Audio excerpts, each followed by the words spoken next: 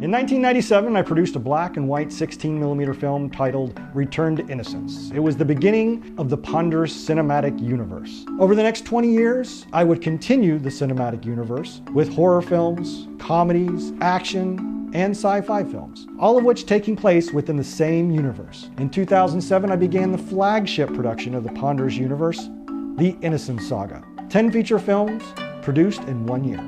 Hi, I'm Brett Mauser, the writer, director, editor, creator, and one of the many stars of the Innocence Saga. While working on these films, we never had anything close to a real budget.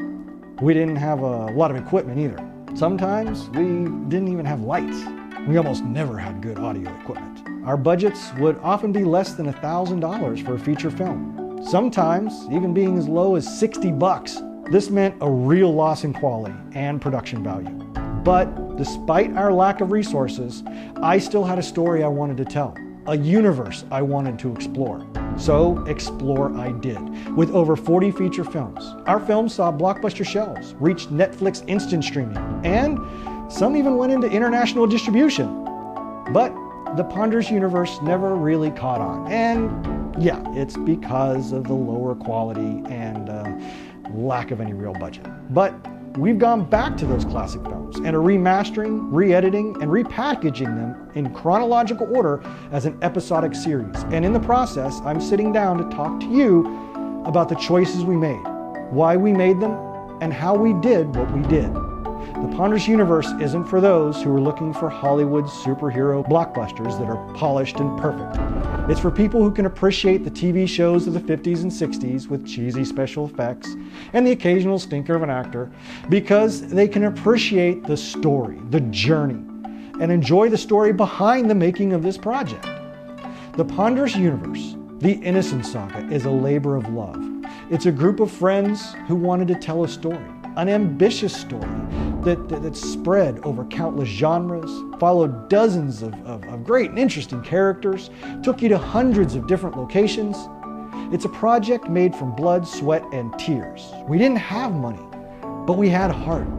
And as difficult and backbreaking as it was, the years spent scraping by, pouring whatever we had into the films, sacrificing, compromising, that time spent on the ponderous universe remains to this day to be the best years of my life.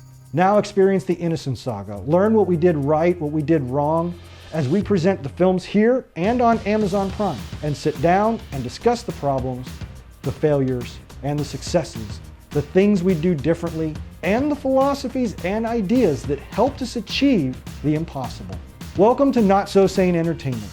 We hope you enjoy and maybe even learn a little bit with the Innocence Saga.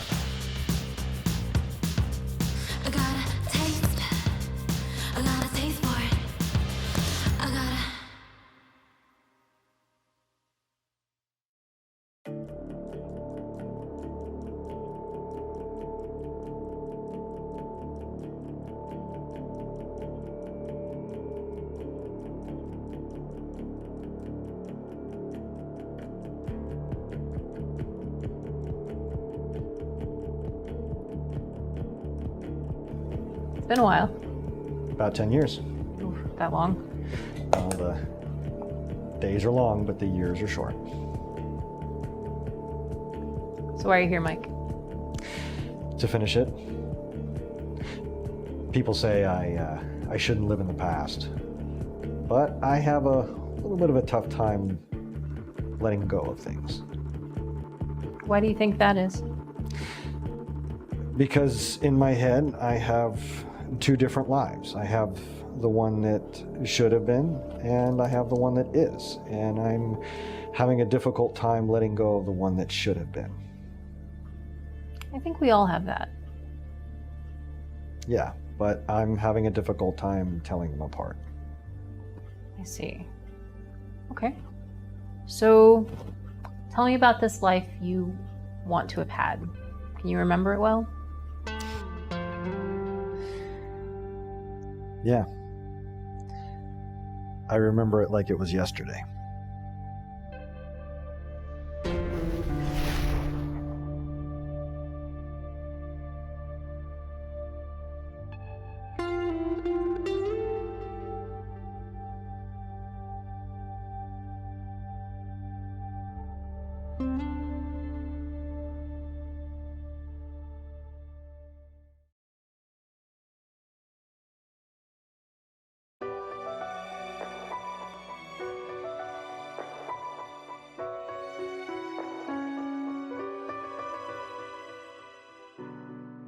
You and Montoya both have very important destinies. Until now, you share the same path, but now you come to a fork. You must follow yours and you must follow his. I don't believe in destiny. Good, now go. Brett had just come back from, I believe, North Carolina, and he had been talking about, ever since I knew him for, I think, 3-4 years at that time, he had been talking about doing the Innocence Saga. That was his dream. That's what he wanted to do. All of this was practice to get there. And he handed me a couple scripts. I loved them, but we felt we weren't ready. Then he gets off the plane from North Carolina, and they lost his luggage. And so we sat there for 7 hours, just smoking cigarettes, talking about it. And he said, you know, it's time. Let's do it. And I said, okay. Rolling. And action. I'm just tired trying to make a movie here, people. Everything that you and those before you have been asked to do has been for the benefit of Blue Star. We decided to do this. He was like, okay guys, you know, we're gonna film it, we're gonna do this, and this is the fight coordinator, see you later. And he walks off, and I'm like, yeah, I'm the fight coordinator. Hold on, you've got to watch. Go out there, get it done. I'm still very happy with them. I'm still very proud of them. Oh no. 10 films in 1 year. I gotta be part of this. And how this is gonna turn out. The saga is never truly wrapped. How the hell am I gonna do this? Brett says we're gonna make 10 films in a year. I'm like, okay. It's not for the money. It's not whatever else. Hollywood didn't get to become Hollywood just all of a sudden. And I came from independent film. When you think independent films, you think Robert Rodriguez. Whether it's music, whether it's books, whether it's films, I look for things that are real and that are honest and that have heart. No money. What do you want, Mike? A budget. How they're so professional, too.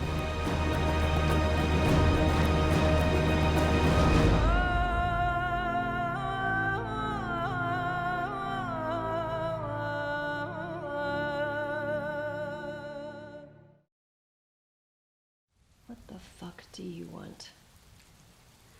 It's time. Time for what? First experience to the Innocence Saga. Well, I guess technically that would be my stealing of the scripts you threw away. They were sitting there in this box of stuff that he was throwing away. So I was like, oh, why is he throwing this away? Oh, let's check it out. So I started reading it. I was like, well, this is pretty fucking cool. I mean, this is really cool. Diane and I were thinking about going on a date after this is all over. You can lick whipped cream off Diane's ass on the mayor's desk for all I care. How's Tuesday sound? I'll bring the whipped cream, you call the mayor. There's so much going on in this movie that pretty much I narrow it down just like, okay, there's this group of innocent killers, and they are bad and they are good. You don't really know, they don't really know, and nobody really fucking knows. But there's time travel, there's aliens, there's no aliens. There's the devil, there's God, there's angels, there's immortal people, there's going back to China. Not China. Right? When you think independent films, you think Robert Rodriguez, and that's really not the case. Most independent films nowadays have a couple $100,000 to work with, even a couple million. Some of them have A or B list actors. Most independent film companies are actually owned by the larger studios. They just do a different type of marketing scheme. I mean, there's a lot of people that are low budget, but don't know how to go about it. It's fun, you know. And I think it gets down to the essence of filmmaking. You know, you want to tell a story. You want to tell your story, and you know, the funny thing is when you don't have the money to pull it off, you've got your determination, your love of the art form, and you know, you're wanting to be true to the story.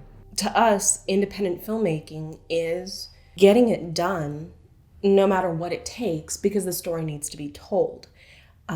Doesn't matter the amount of money, doesn't matter the amount of resources that you have. That is independent from what the studios are doing. Shooting a bunch of high school buddies around, you know, with t-shirts and sunglasses on their heads, running around making projects for extra credit, to a bunch of my friends running around with t-shirts on their head. Real independent filmmaking now is, unfortunately, a couple college kids running around with a video camera, what they used to call guerrilla filmmaking. That nowadays tends to be the standard for what we call and really consider independent films. Ponderous is kind of in between. We don't do guerrilla filmmaking.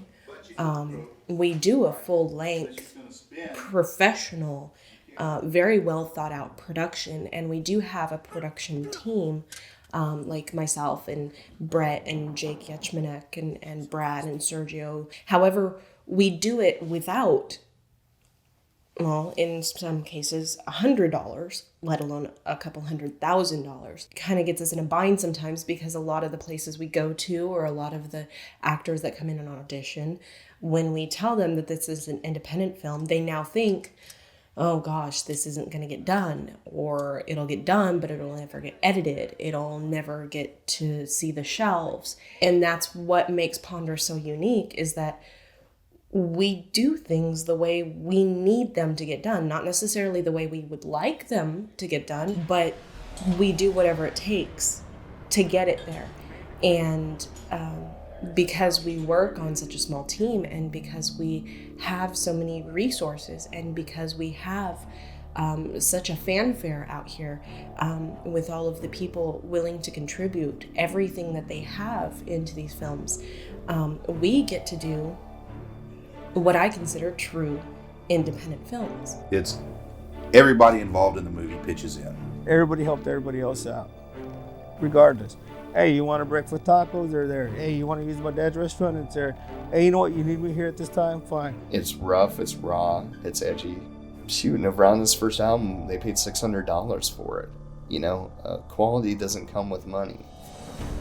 As long as you have passion, as long as you have art, and hopefully a little bit of talent. You get to explore and play, and I think it's honestly a lot more creative than what you would have if you had the budget, because you're literally scraping to try and figure out, how do I make a time travel machine that looks like whatever. I mean, your creativity really is at its highest, because you're using like the base of whatever you can find to really make something special, and I love that aspect of it. Here, and then one back here. Give a good count. There's only so much time in the course of your productive life. I'd rather be playing jacks than be a dancing waiter in Hello Dolly. I know that I can do that and much more, and I know the direction I want to take is probably in an independent films, because that's where the risks are being taken. I knew that it wasn't going to come out the way I had it in my head, and it was a choice that had to be made. Either sit around and wait for the money and wait for the ability to do it right, and be waiting for years and years and years, and then never actually make the film. Or the other option being, go out there, make it, get it done, finish the film, and tell the story. That's why we concentrate so much on the characters and the story itself. It's not going to be the best lighting. It's not going to be the best acting all the way through. It's not going to be an Oscar-winning Saga. We didn't have enough money, or in some ways, devotion from some of the participants to really make it what it needed to be. Sorry. Hollywood didn't get to become Hollywood just all of a sudden. And they came from independent film. They came from small people. They came from, you shoot all these independent films, even if they turn out to be crap, it's a learning experience. But the ones that are gems, I like to watch it. I can't say that I like to watch independent film all the time, because there's a lot of shit out there, really a lot of shit. But the ones you find that are good, they make an impact on you. I mean, I've seen some films with no names in them, made on zero to no budget, or even a small budget. I say a small budget, but it's a large budget to us, like $20,000. That's small, but to us, that's fucking huge. What are we gonna do with $20,000? Anyway, I'm getting off subject. But you find stuff like that are really, really good, and look like they spent $500,000 or more, and it's not it doesn't really have anything to do with the money. It's the quality of the work, it's the quality of the shots, the editing, the acting. And that can carry you further than most budgets. Someone who's going to say, oh, it's small budget, it's little, it's not important, short-sighted, they are ignorant, they are every bit as closed-minded and just stuck in their ways as many of them would say about everybody else in the world. You know, if I hear someone say, "Oh, you can't do that," or "Oh, it's just crap," you know, how many times has someone who has said that been wrong? How many hundreds of times have they been wrong, much to their detriment? How many, millions of people have gone against the grain and done well? Anyone who's going to say, oh, it's just because it's small, it's unimportant, they're fooling themselves. They are missing an entire world of talent and entertainment and hard work and dedication that isn't got at the end of a union picket line, that isn't had because someone's getting paid a scale, that people aren't showing up to say their 10 lines and go home and go to their trailer because they want to get their, union pay. These people are doing it because they love it, because they want to do it, and because it's important to them. And anyone who's going to, degrade the notion that that is important, I haven't even got the time of day for them.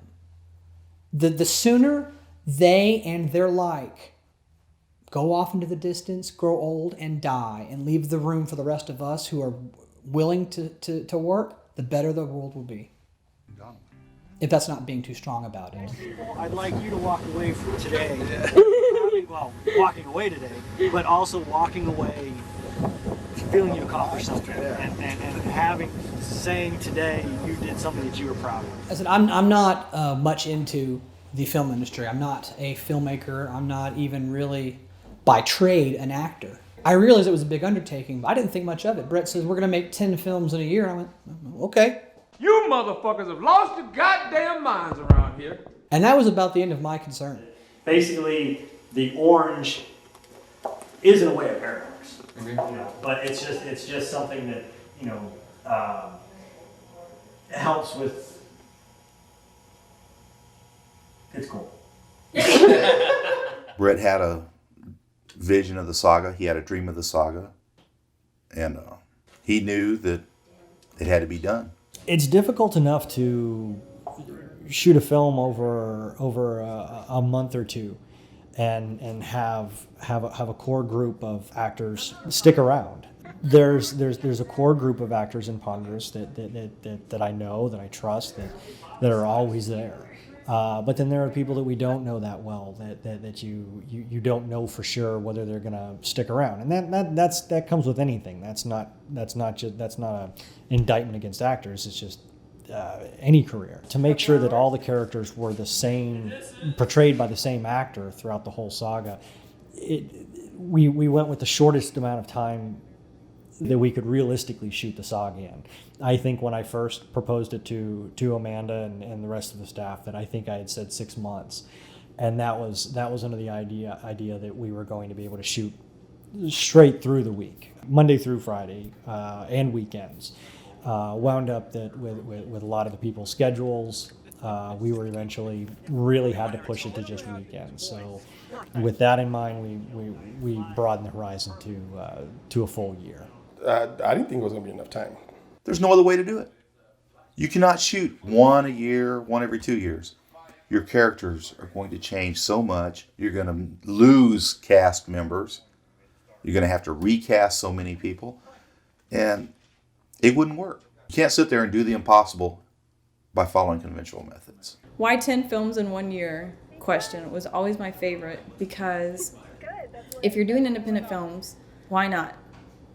Why not? There's no restriction on independent film. It's not like you have to go through producers and somebody else who's going to tell you what you can and cannot do. If someone says, well, it can't be done, it shouldn't be done, I've never much cared for someone who tells me I can't do something. That's just never a good idea for myself. And Brett and I were kind of raised the same way. Tell us we can't do something,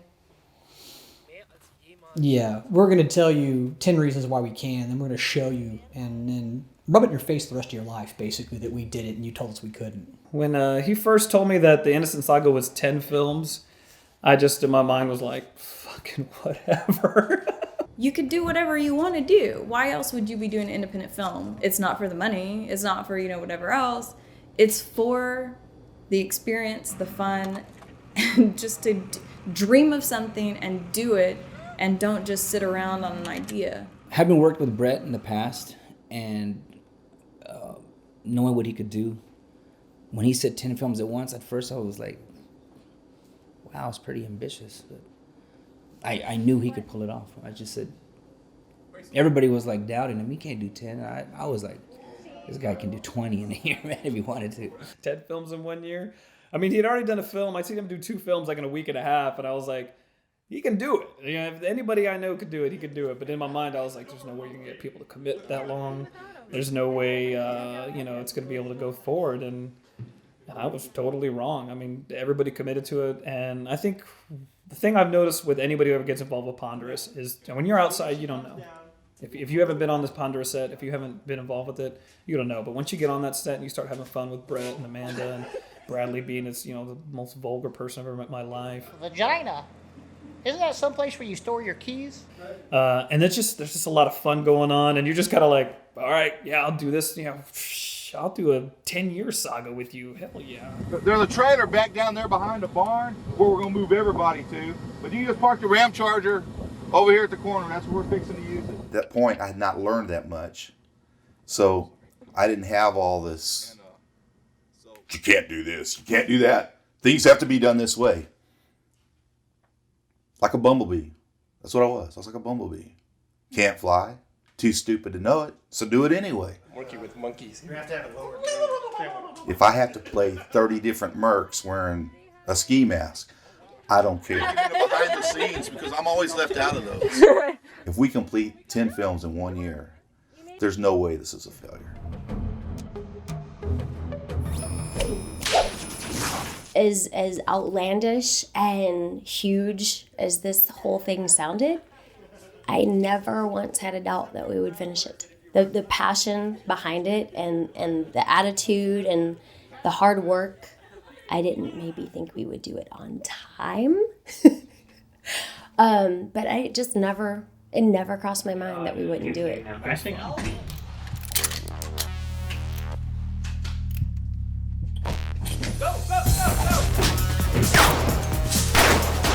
The Ponderous way of making films is pretty much just go do it. I mean, there's three. I like to say there's 3 kinds of directors. There's pre-production whores, there's completists, and there's artists.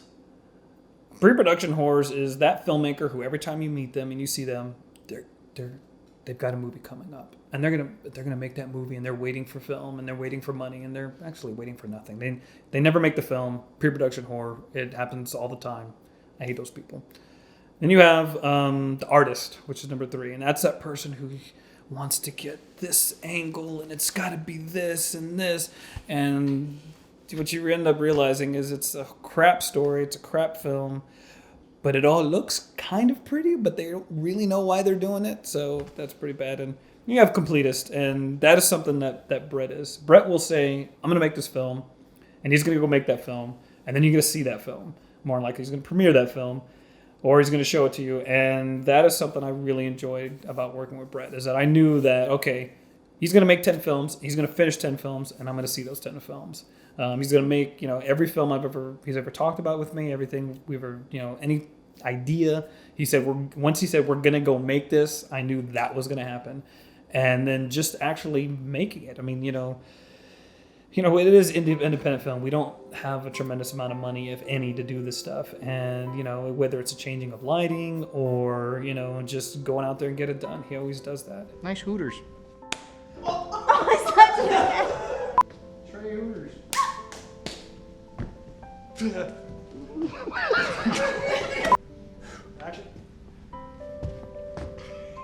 It's pretty fast and simple. I mean, you get what you need, you move on. You get a couple angles, different aspects, different styles, different techniques. to give it some spice and to, coverage, just in case one shot's fucking horrible. And move the hell on. We don't spend all day long on one fucking scene when you can get it done in just a few shots. It's all out of Brett's pocket, Amanda's pocket, Brad's pocket, some out of mine. Mostly my contribution was time and props that I had. It's about your heart and about the growth that you have, not just the camaraderie that you get working with other people that are in it for the same thing, but I know for me, it was experience. And that experience really helps you kind of step up and think, okay, well, we did that and that was awesome. Now let's see what else we can do. Now that we have that under our belt, let's see if there, how we can do something else or do this. If you want an experience that expands your mind, that makes you think, that makes you, stop and appreciate art as art is, then look beyond the CGI, look beyond the perfection. That's always been my theory. And I'm proud to be part of something that, I would never, not that I'd ever be asked, but I would never work in a Hollywood film. Because it's all fake, it's all contrived, it's all plotted. And I'm not like that. I don't like that. If it weren't for the fact that we were independent, the Ponders universe never would have come to be. It's awesome as hell. I actually know a lot of the story.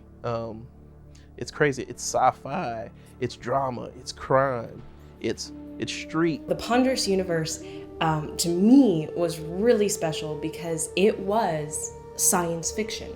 This entire universe was created by Brett. He probably spent a lot of lonely nights sitting at his computer coming up with all of these different characters and thinking, what if, and then this happens, and what if. You sit there and you watch After the Day 2. Serial rabbits working zombie patrol, wearing a SWAT vest. He pops up in the strangest places. And a lot of this, in a way, it's a joke. But if you really are someone who gets into the whole universe concept, it's not a joke. Just those little things, they tie it all together. It's a creation of Brett's, but he's made comments on many occasions where he says it's like this living entity. And, I create myself, and I do comics and everything. I know exactly what he means. It's like, it starts off as a creation. It starts off as a few stories. It starts off as a handful of characters. And all of a sudden they take a life of their own. They start writing themselves. I don't want to take anything away from them. Brett's creative as hell. But the characters start to metamorphosize. They turn into a whole new different thing, this huge thing. Ponders universe is an elaborate network of characters, places, events, things. The core of the Ponders universe is the Innocence Saga. It's time travel. It's heroes. It's friendships. It's relationships. It's these special, special people that for some reason or another are there to serve a purpose. All our movies, if you fall in love in the Ponders universe, somebody in that relationship dies. Don't have a partner in a Ponders. Yeah, never a partner, never a relationship. Actually, just don't even get in the Ponders universe. The Ponders universe was practice for the Innocence Saga. Testing what equipment we needed, finding what lighting works, finding what camera works, finding what sound equipment works, finding what actors we want to use. He created all of the other side stories, like Body Angels, which led to Cartel Killers. Funnily enough, Cartel Killers was made before Barrio Angels, which was made before Shadow Dragon.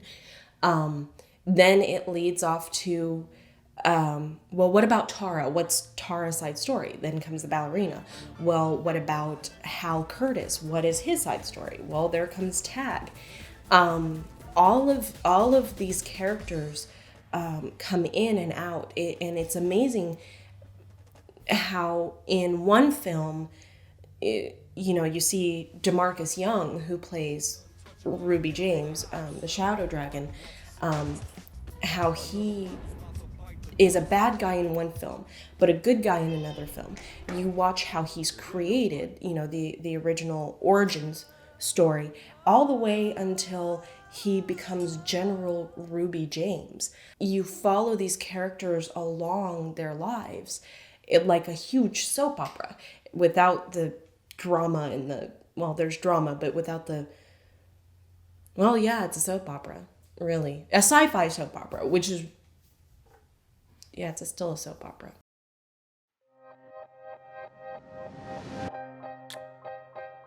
So when we last left off, you had just killed a Texas Ranger so that you could start to win Donovan's trust. And gain entrance into the project. And Donovan was okay with you joining the project? Why not? He was a benefactor. Donovan funded the project. A little bit. So what did you do for the project? I was a recruiter. Since I was able to play in both worlds, as both a cop and as one of Donovan's lackeys, I was able to keep my eye on potential recruits. How many people were you looking at? 4. But not all of them would work out. What did you look for in a recruit? People who had similar goals. And what were those goals? So what's this about, Haley? We're gonna take down Dexter. Dexter's making a move against you. Then we just all had targets painted on our backs. Didn't you once say never make this personal? This isn't personal. This is business. Were you just looking at my boobs? No, of course not. Why would I? Maybe. You're tempting fate, just like your sister. Look at everything you sacrificed. Look at all the lives that have been lost. Do you want to blow all this? Also, you can kill Carolyn? I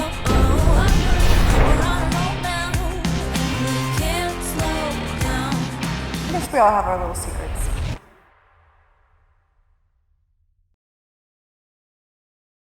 One of the reasons that I created the Ponderous Universe was because the core group of actors that I used over and over again were in all the films, and they pretty much always played the same type of character. So I thought, well, why not just keep having that character be the same person over and over again? Kind of wrote us into some corners because we weren't able to kill them all off, or sometimes in the case of Ernest Martinez when he played in Dog's Life, the chemistry between he and DeMarcus was so great. It was heartbreaking to see the Will character die at the end of Dog's Life.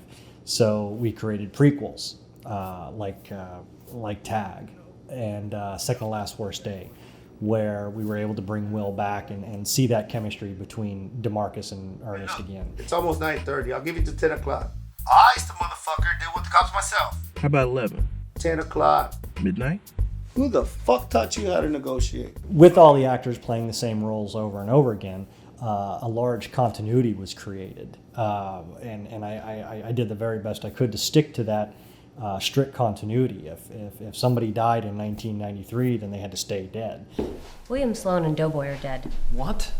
I cheated from time to time, but that was really the beginning of the Ponderous Universe was being able to work with the same actors over and over again, and create a continuity, and have those actors play the same characters over and over again. I wasn't actually killed. You didn't see me dead. You just saw I think me you shot. just sort of like time traveled or something. We didn't see you dead. You didn't see me dead. We did not You see only you. saw me shot. All right, this is my partner, Frank Murphy. We're private detectives. If we detect things, it's our job.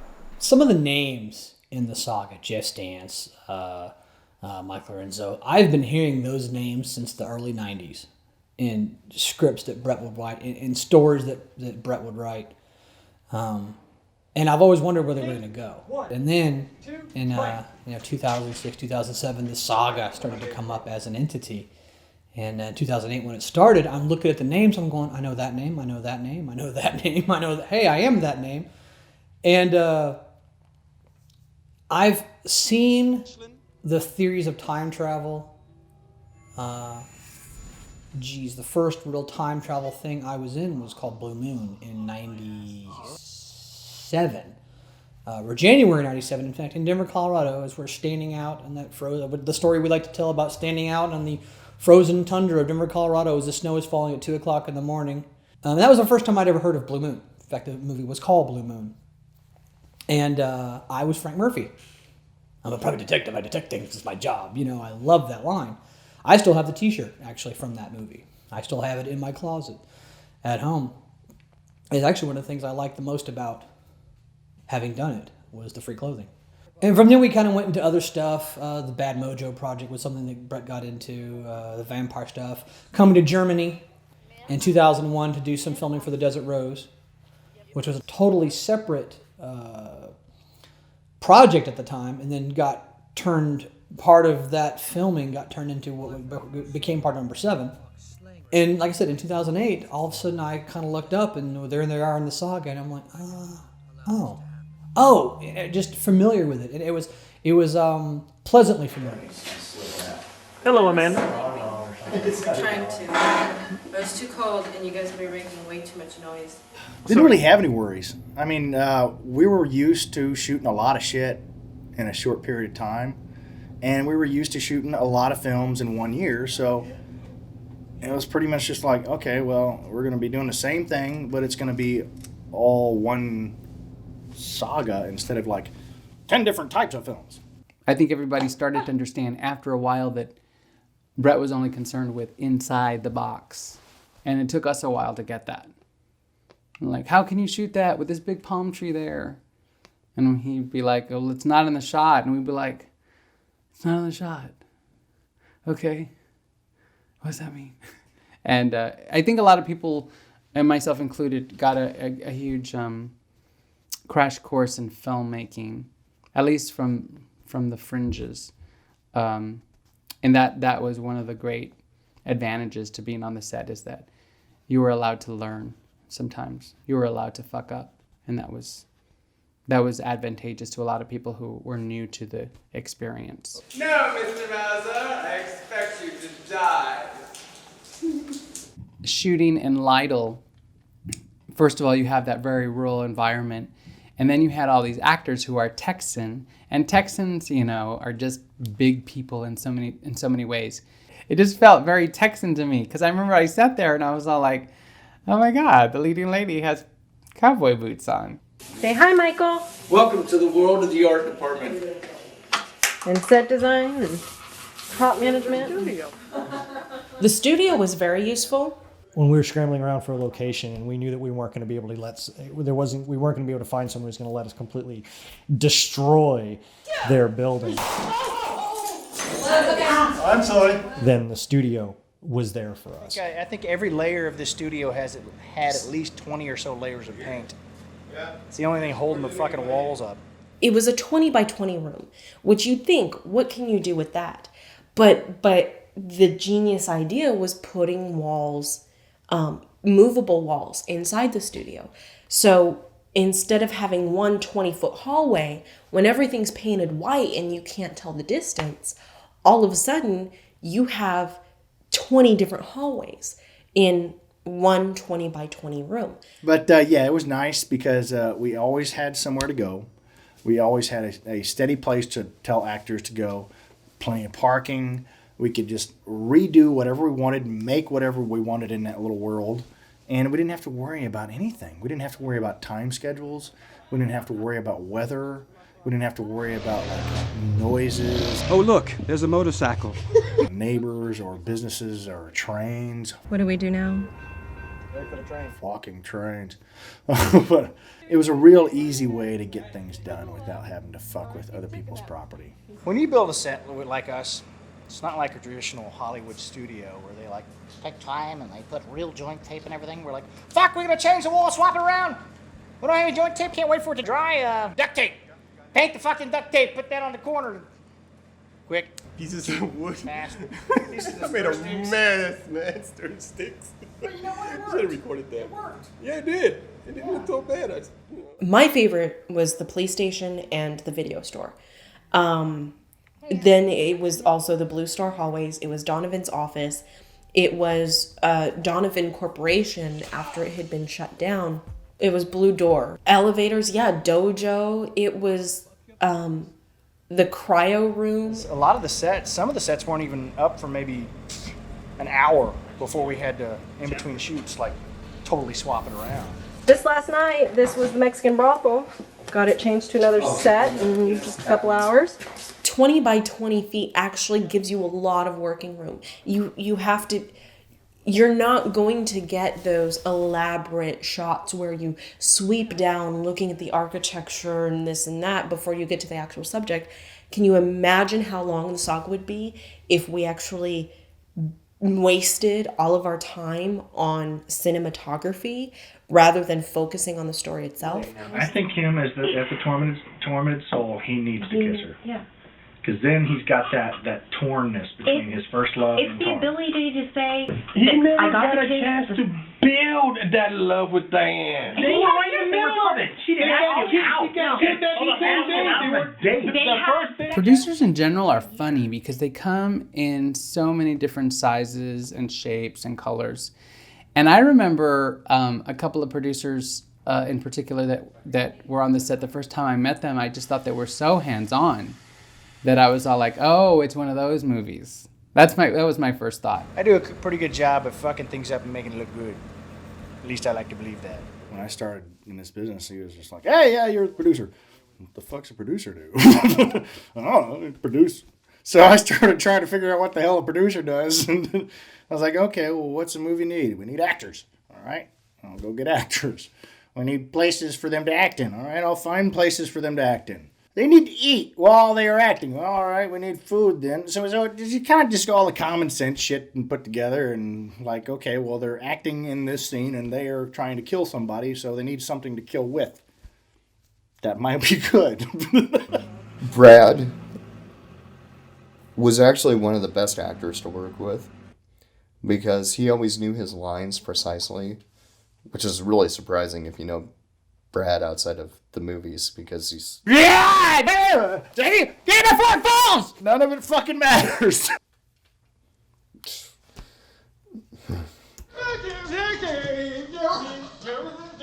When you see Doughboy, there's just not a whole lot of difference between Doughboy and Brad. Brad, I like working with because it's almost like we're the bad kids.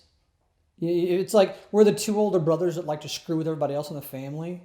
And we're always the ones that dads turn around in the car when you're driving somewhere and, would you behave? And we're just kind of, you started it, no, he did it. You know, Ray, you didn't guess any fucking word. You couldn't say competition. You didn't say one. I can't. You didn't say one word as a guess. You didn't give me enough clues. They were like 5-year-olds, like twin brothers that were trying to compete and beat each other up. Yeah, but that's the way you play. I don't. Yes, exactly. That's how you play it. No. You have to guess. That's what you play. That's how everyone plays. One yells a lot and gets red in the face and farts, and then the other one freaks out and tries to explain every little detail in the logic that goes from A to D without a B or C because B and C don't fucking exist. That's how they play. That's how the people in Japan play. This is why I'm seeing a therapist. We had a set that we had put up, and we had to rearrange it. And Brett gave us like 10 minutes to do it.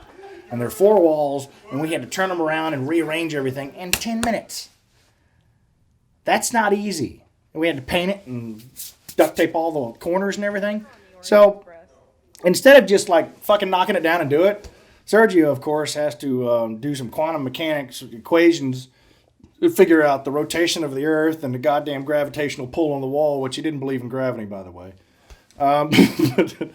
And figure out how to place these walls properly when all you had to do is say, that looks good. Everything had to be perfect. It's not right up here. The camera won't fucking see it, goddammit. He would always drive you so fucking insane that was the most rational thing to say. Fucking Surge. Fucking Surge. Fucking Surge. Fucking Surge. Fucking Surge. Fucking Surge. Fucking Surge. Goddamn you, Surge. Surge. Fucking Surge! Fucking Surge. Fucking Surge. Fucking Surge. Fucking Surge. Fucking Surge. I swear to God, yeah, fucking with him. 10, 9, 8, 6, 7. It would be funnier if it wasn't so honking true.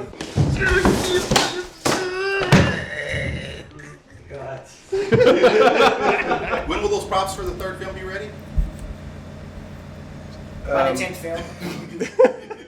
We have to have this Surge. I need it, okay? Well, it's not ready yet. Well, hurry. You've only had 4 months to build this particular item. You've only had 2 months to paint this particular set. Finish it. Not my fault. No, I like working with Sergio just because I like looking at him and wondering what the hell is going through his head. Gravitational pull. It's not right. It's gravitational push. Okay. As frustrating as he can be sometimes, he does have a level of skill that is unmatched by anything that I've ever seen in the independent world, without a doubt.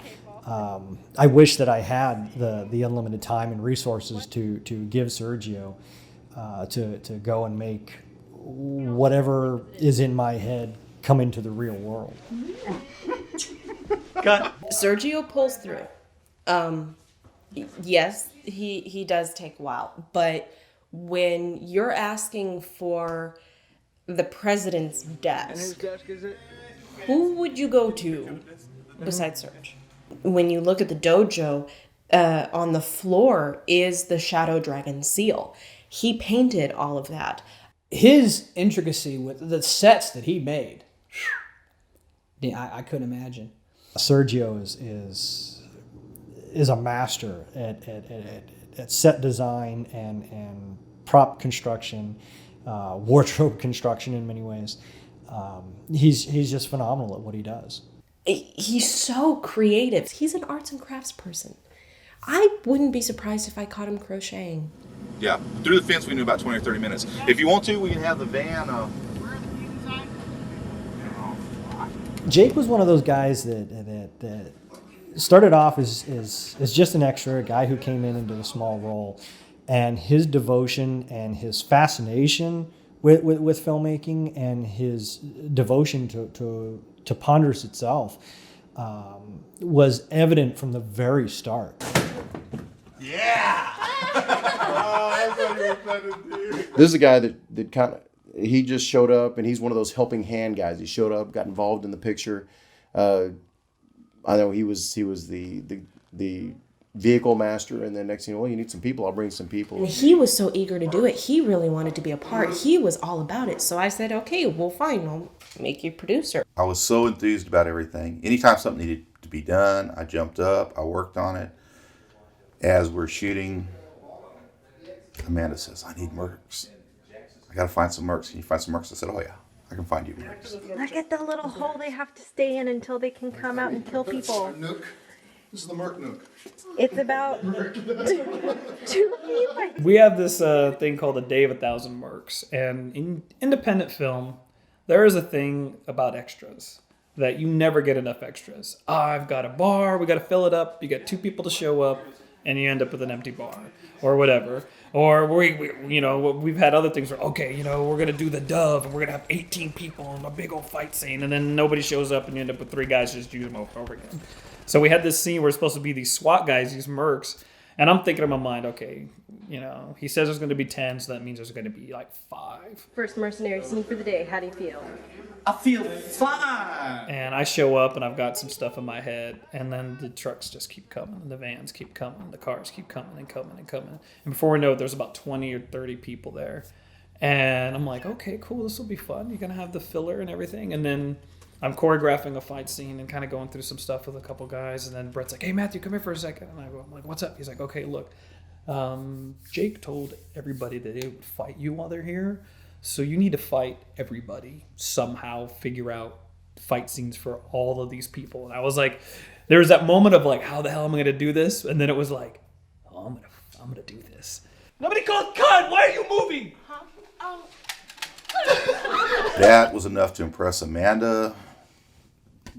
She started calling on me for extras. So I became extras casting about halfway through The Innocent Killers. The more we trusted him and the more we gave him to do, the more he impressed us. So when I said, I need an airplane. Nice try, U.S. Air Force. I mean, there's a lot of private jets. You can't use the commercial lines.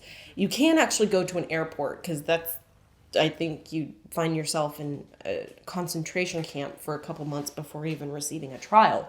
But he went out, he had a friend who had a friend who had a friend out in the boondocks who had an old plane. It was torn up, but Brett can work with it.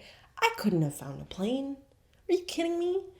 You know, and then when we go and we do the Western stuff, I say, I need, you know, a Western town.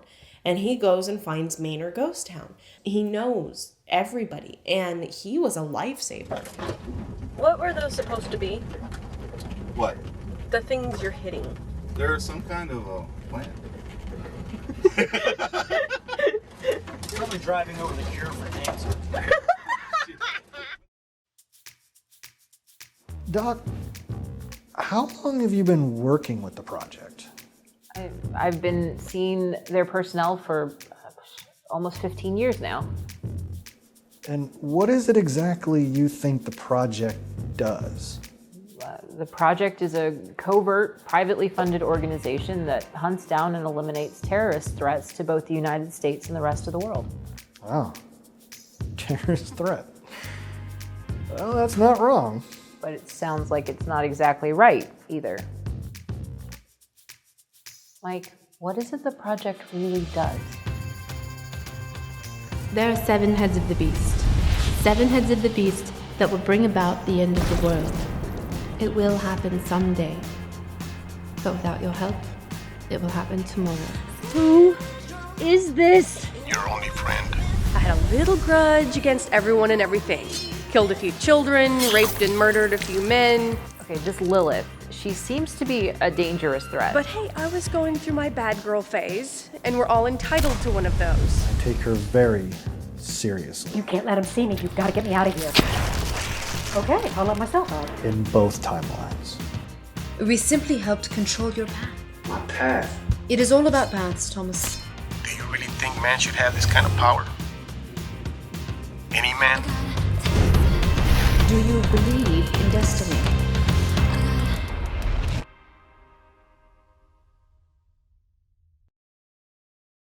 Oh, come on, I promised Doc Holliday I'd sell you into prostitution. If there was anybody on the Innocence Saga who was more devoted, believed in the project more than I, or sacrificed more than I did, it was Amanda Nutting. It's all the girls. Man. Did you want them? That's what it sounded like. She was just perfect. Anything you needed, she was there. She was very informative. Hey, here's the email. Here's your set. This is what you do. She sacrificed her sanity. We are the ninjas who fighted the Ruby. I was gone 12 hours at work, and then I was there for 4 hours trying to make phone calls, trying to squeeze a nap in, and then up for 2 hours trying to reply to phone calls and emails. And the phone, while I'm asleep, would keep ringing every 15 minutes or so. So there were some stuff that probably would have not normally have been a big deal, but because I was so sleep deprived, it was huge. We need more paint. We ran out of paint on October 29th at 7:30 p.m. It's more like 8:30 p.m. 8:30 p.m. And Amanda has to go to Home Depot and get more. And Amanda has to go to Home Depot and get more. And have it back on set by 7 a.m.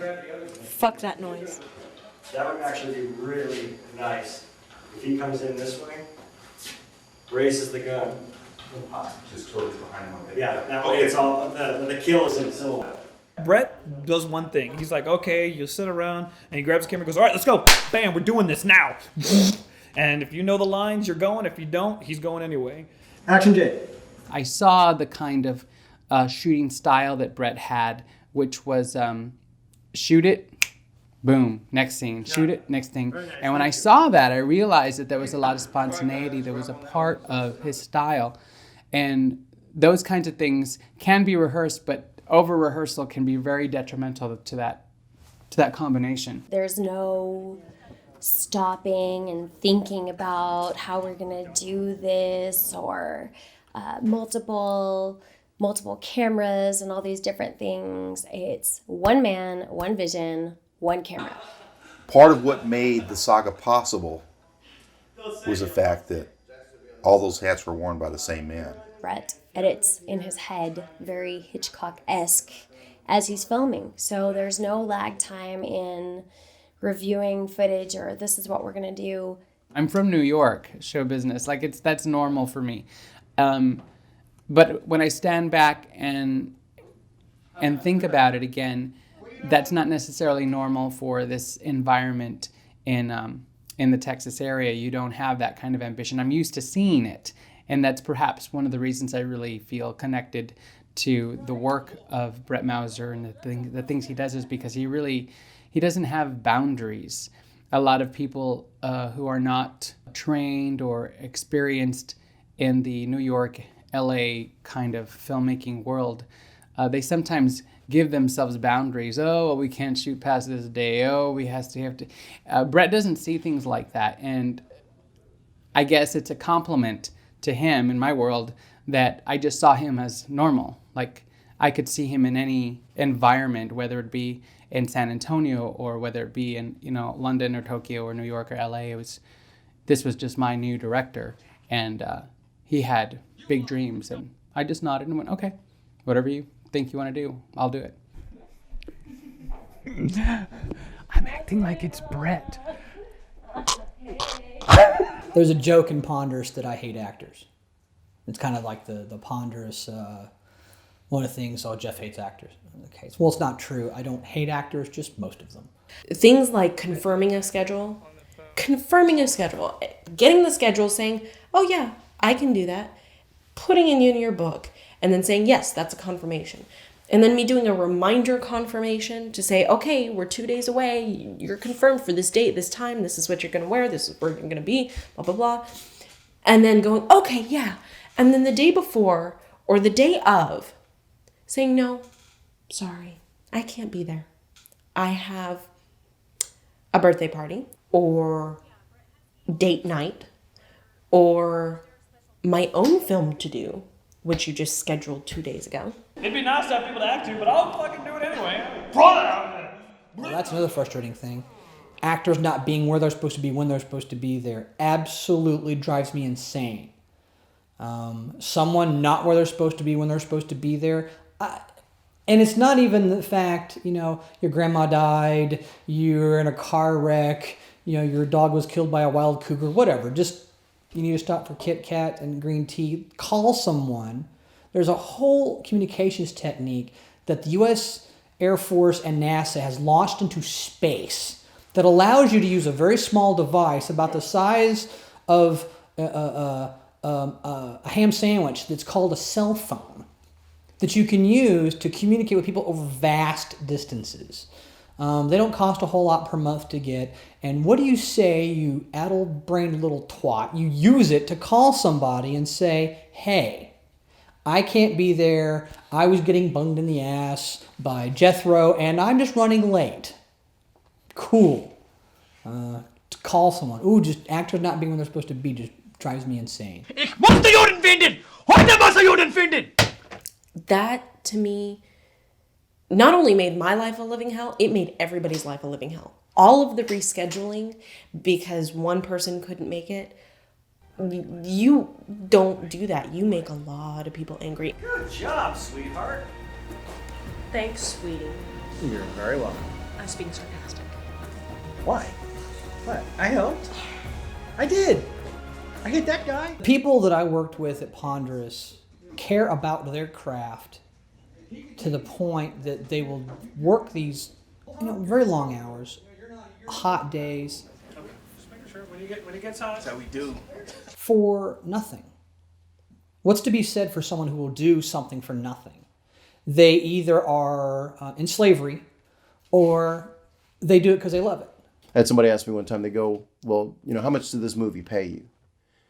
Well, my answer now is, well, when you sleep with your wife or your girlfriend, how much does she pay you? Because it's not about money with me. It nourishes me and it accesses a part of me that it cannot be accessed anywhere else in life. I learned that from the Innocence Saga. And I have to admire that. Some of the ones I like working with the most, of course, we got the ones that you see all the time. Brad and Scourgio, Jake, Amanda.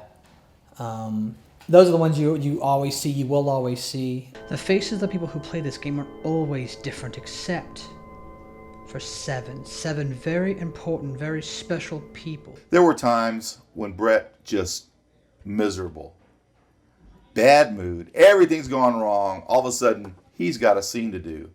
So he has to go from harried, harassed director, cameraman. All of a sudden, he has to switch into Mike Lorenzo.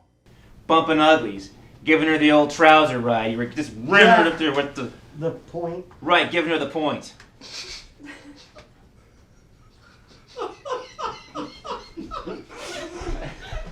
Twice in one scene. I didn't even know who was playing Mike. Honestly, whenever I sat down the very first day, whenever we went to shoot, I had no idea who Mike was, who was playing Mike. And I sat down and I was like, oh, okay, writer-director, I get to sit in front of him and he's playing opposite me. How about that? Brett is such a quiet guy normally and doesn't really have a lot to say, you know, just kind of sits and smokes, and you don't really hear that much out of him. And, you know, just seems very kind of introverted and, you know, whatever. And then he gets on screen, and that transition into Mike was so amazing to me, because it went from, you know, this, you know, quiet kind of whatever to all of a sudden, like, he's making jokes and he's very kind of confident of himself. And, you know, it was the funniest thing to me to sit there, and I was like, wow, this is really amazing to see that transitioning of personality. And then you get to know Brett, and he's kind of like that anyway. He just keeps it to his closer people, I think. Mr. James, I trust all went well? Yes, sir. Very well. Good. I feel I should probably bring you up to speed on what's been going on since you've been gone. Will hasn't gotten himself killed, has he? No. DeMarcus has always been and will always be the Shadow Dragon. It's actually pretty fun playing the same character. You know, you definitely get to explore, you know, the character, especially over different films. And a character as dynamic as Ruby, you know, in one film, I can be, you know, a silent killer, you know, pretty much like, you know, Barrio Angels. Ruby didn't say really anything. And that was kind of cool. You see that aspect of him. You see he's this quiet killing machine. Then you can see, you know, his humor, you know, you can see his humorous half, like in the project, you know, in his banter back and forth with his partner. I'd seen a lot of Ponderous movies, and he was always there, the Shadow Dragon, Ruby. Blah. In fact, I still call him Ruby. I can't, you know, I forget his name. Ruby has to go out, or, you know, I'm sorry, DeMarcus, you're Ruby. You have to leave. DeMarcus is Ruby, and Ruby's DeMarcus. Sorry, Mr. James. No problem. I just want to get out of the plane and get away from you creepy white people. There is no other Shadow Dragon. The Shadow Dragon is my favorite Ponderous character. He's so freaking cool. I mean, Mike's sexy and all, but I did have a crush on the Shadow Dragon first. All right, Ruby shoots his first real gun. This should be interesting.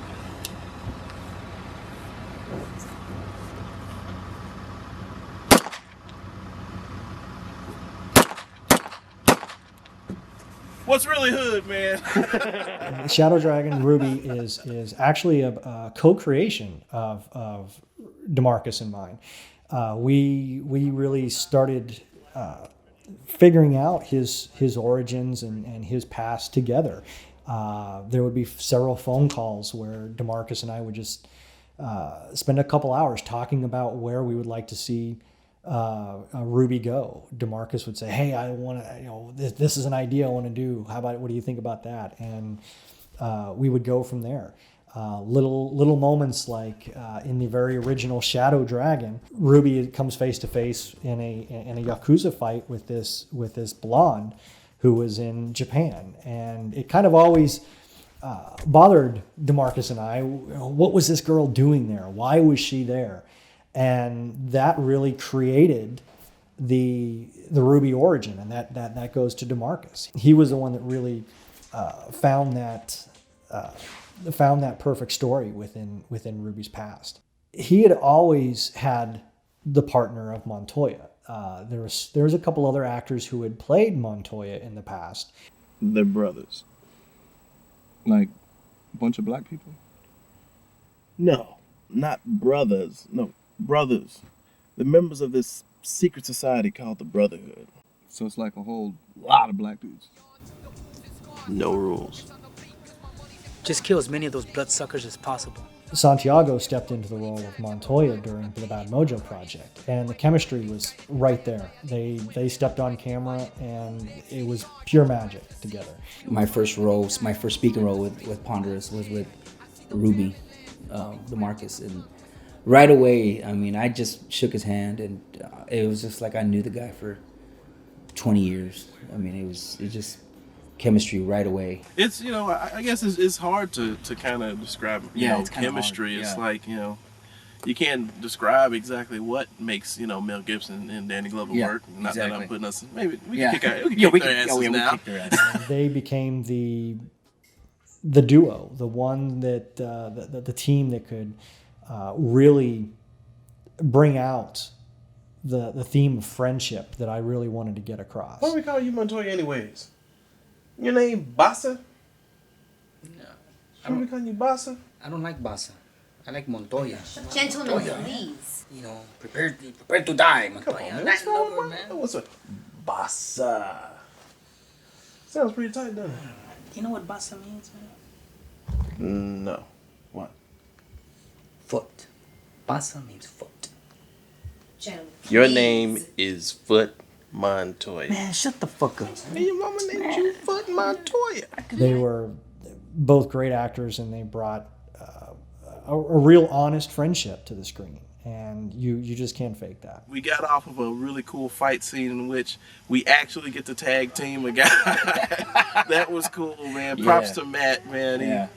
He was like, I want him to throw him into a clothesline like WWE. So that worked fun. really good. When Brett offered the role to me, and he said, were you willing to give me a year of your life? And I was like, oh man, yeah, this is a great story. The fucking idiots put X marks the spot on this. Man, come on, dog. Take this fucking thing and let us go do what we're good at. You're good at this. Now, fuck that. We're going back to work for Donovan. Colin Donovan was always the bad guy in the Ponderous universe. He was always alluded to, but we never saw him. Some rich and powerful businessman out there employs this elite group of professional killers. This apartment, the furniture, and everything in it, your vehicle, and even your life. It is now the property of Colin Donovan. You know Colin Donovan? Kind of guy they portray as the ultimate criminal mastermind in them old 40s comics. I worked for a man named Colin Donovan. One of the reasons that we never saw him was because I never wanted to take that risk, because Donovan was such an important character throughout the Innocence saga that I didn't want to get married to one actor that I didn't feel was really 100% Colin Donovan. That's when I was cast as Colin Donovan in Brett's Mind and Amanda. They were discussing it. They watched that scene where he's in there showing the safe house, wearing the trench coat, and oh, there's our Colin Donovan. Do you actually think I look like a Jessica? What's wrong with Jessica? It's just such a prissy name. Hi, my name is Jessica. May I massage your balls for you? My wife's name is Jessica. Amanda and I, the light bulb went off in both of our heads at the exact same time, and we looked at each other and we knew what we were thinking, and we knew that we had found Colin Donovan. I was terrified. I thought, okay, this is a guy, this is a guy that hasn't done really that much. I'd done a couple of leading roles and done a whole lot of support work, and the pressure was, I knew how important this role was to Brett. I knew that if I screwed this up, this was more than me just screwing up a role and going, well, maybe the next one will be better. This was big. So anyway, I asked him, I said, do you think I'm the right guy? And he says, well, it's up to you, but I think you are. From first sight, Craig looks like an actor. He looks like a soap star. His voice is deep and booming, and he just has this presence. And I was very excited, but I was also petrified because I did not know him. I did not know his experience, but he just looks like a star. And I had no idea what I was doing. And so I was very grateful to work with him because it made me work that much harder to try to be at the same level. Were you just looking at my boobs? I'm sorry? My boobs. What about them? Were you just checking them out? No, of course not. Why would I? maybe. Tara is, of course, Mike's one true love. Although she was strong, she definitely wasn't the Carolyn Winters.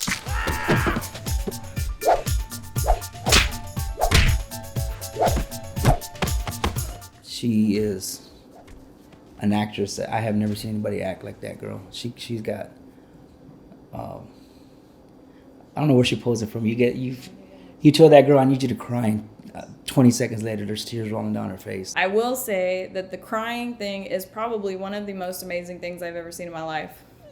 And I know that there's an outtake as well on number 8 where Amanda's she's sitting there and all of a sudden she just starts bawling and she's crying and tears are running down her face. And I come to get in the car and I sit down in the car and she goes, "Bitch, what are you doing in my car?" And I was like, "What? Wait." And then I just start laughing. It was just that weird, like, you were just crying like 2 seconds ago and why are you joking with me? I could not do that. Okay, so you were at the bar with your partner and you get a page from an informant, and when you go visit him, he gives you a collection of coins that he says belong to Donovan. And the next day, Donovan's goons raid the police station, killing your partner, which leads you on this crusade to bring Donovan down, which leads you into the Project, which is a covert organization that hunts and eliminates supernatural threats. Does that about sum it up?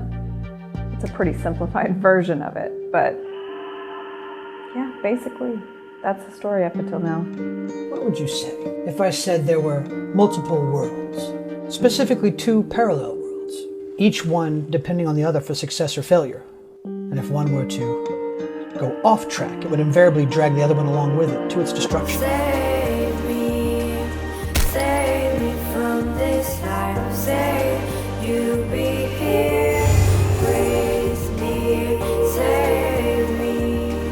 I realize that your charming wit and uncanny banter won't be enough to save you or any of us. You and Latoya both have very important destinies. Until now, you share the same path, but now you come to a fork. You must follow yours and you must follow his. We can still let this world die. Not this time, Colin, but perhaps next time. Save me from myself. Say you will feel the void. Let's say Donovan was responsible. Okay. Donovan was responsible. I just liked coming down and hanging out with Brett. If Brett said, "Hey Jeff, I need you to come down here and we're gonna stand you by a tree and you're gonna talk to Tara." Okay, sure. You know, or we're gonna go to a bar and you're gonna talk to this person. All right.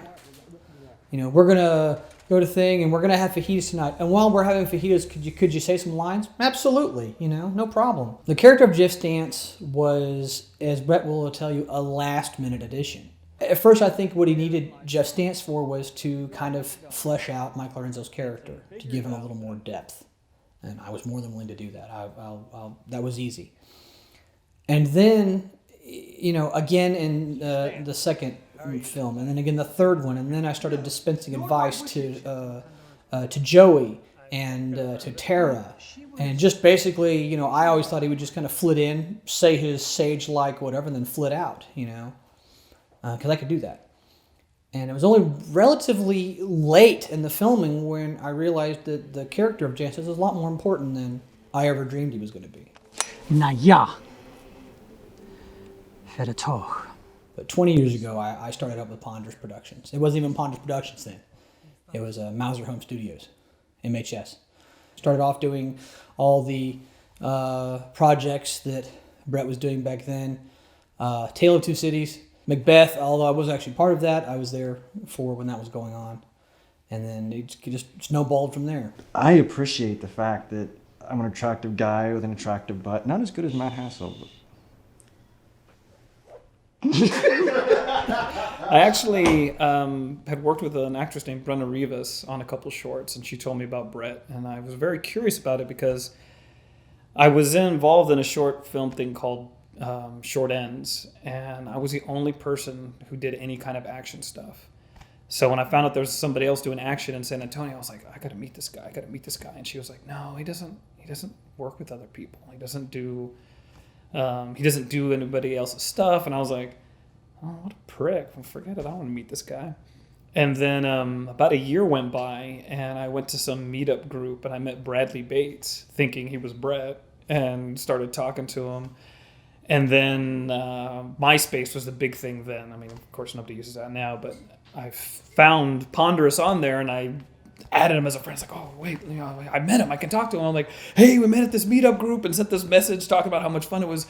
And then you get this reply back, that was Bradley, that wasn't me. And I'm thinking, there's no way this guy's going to work with me now. I don't think I'm a complete moron. And then like a couple weeks later, there was a casting call for Thugs. And I was like, yeah, I'll go do Thug thing. That'd be cool. So I think I got on the phone with them and asked him if I'd come out there. And I said, well, hey, I can do fight coordinating too, if that's cool with you. I'll show you some of the stuff I'd like to do. And he's like, yeah, whatever, just come out. So I went out early and was at his house, and he had this green screen up. And he's like, hey, do you mind doing this other scene for a different movie? And I was like, okay, whatever. So I did this little monologue. I was like a dial-up tree or something for some movie. I have no idea which one it was. One moment. Somebody right with you. He's like, well, what were your ideas about this fight scene? And I was like, well, where are we going to do it? And he's like, oh, I want you. And he kind of showed me where we're going to do it. And I had showed him some ideas. And he was like, okay. And that was it. And I was like, oh, I guess he thought I sucked. Whatever. And then all these other stunt guys come, and we go out front. And he's like, okay, guys, this is where we're going to film it. We're going to do this. And this is the fight coordinator. See you later. And he walks off. And I'm like, yeah, I'm the fight coordinator. Okay, let's do this. And I ended up spending the whole day doing all this stuff and teaching everybody how to do it. And at the end of the day, Brett was like, I want you to be our fight coordinator all the time. You did a good job. And I was like, cool. That sounds great. Yeah. In my mind, yeah, whatever, dude. And then I got like a call like a week later saying, hey, we're doing this other fight scene. And then it became like, he was like so excited he had somebody who could, do this choreography. It was like I was doing like a little fight scene for this one, or re-choreograph this. And I think I did like 7 different little scenes and film stuff for him in a couple months time period. And one of the actors didn't show up, and he asked me if I would take the place of this actor. And I was like, sure, no problem. And I was like, well, what are my lines? He's like, well, just make something up. And I'm like, okay. So I did this scene, and I was like, hey, because even though I'd choreographed a lot of these fight scenes, I hadn't done a fight myself. So I was like, hey, can this guy fight? And he's like, yeah, go ahead and do a quick fight scene. So we I did the fight scene. I did this acting thing, just ad-libbed whatever. And at the end of the day, he kind of took me aside. Man, you're a really good actor. You're a great fighter. We got to make you a lead in something. And I'm like, okay, thanks. Think in my mind, like, yeah, whatever. It's never going to happen. And then he calls me a couple days later, and he's like, hey, would you be a bad guy? And I was like, in my mind, I'm like, I've always wanted to be like the Jet Li to somebody else's Mel Gibson. I was like, yes, I get to be the bad guy. And so then I got the ballerina, and I got to be the bad guy, and it was a lot of fun. Chance? The cops? Who else did you call? FEMA? Oh, big surprise, they're late. As anybody's ever worked with Brett, most of pre-production, storylines, all that kind of stuff is done over barbecues and cigarettes out front. And he one day kind of said something about something called the Innocence Saga. And I was like, I had no idea what he was talking about. And he's like, there's this character, Joey, I think you'd be cool for. And I was like, okay, well, what is it? He kind of gave me the 2 things about it. He was like, he does technology and he does this and he's a hacker. And in my mind, I'm like, oh, he's boring. And then he's like, but he turns. And he gave me this little thing, and I was like, yeah, okay, I'll do that. And then a couple of weeks later, he sent me some script and started reading it, and I was like, okay, cool. And that's pretty much how I got involved with Brett, and just ended up doing the Innocence stuff. Because we know because if you stop it, it's like nowhere near him. But if you go like that, it's like, ooh, look how fast she went. How many action films have you done? I'm not sure. I think 3 now. 3 now? How many are with Ponderous? all of them. Does this make you an action star? I think it does. We have to practice. Get out of here. Words and talking. Carolyn was another one of those characters that I didn't want to cast because I never found the perfect one, and I was always on the lookout for the perfect Carolyn. That's why we never saw her in any of the other Ponderous films. When it was decided to do the Innocence saga, I needed a Carolyn, so we did the open cast calls and went through actress after actress and really narrowed it down. It was also a difficult casting because we had to not only cast for Carolyn, but find an actress who could also pull off Angel in 1940s. There's a reason that they say ignorance is bliss, because I had no idea what I was getting into. Up until this point, I had done some commercials, some industrials. To be cast in 10 films that were going to be shot in a year, it sounded difficult, but I had no clue what this meant. I had no idea what I was getting into. So I had no idea how much I would have to push myself. And this was my first day on a feature-length film that's going to be part of 10. We started off the day filming in this beautiful, one of the historic missions here in San Antonio. And then by midday, I'm running on a rooftop, climbing into an air vent, at which point I'm going to rappel out of the roof. Again, I had no idea what I was doing. So acting for the film was really secondary to acting for you and everybody else. Like, I knew what the hell I was doing because I didn't. She's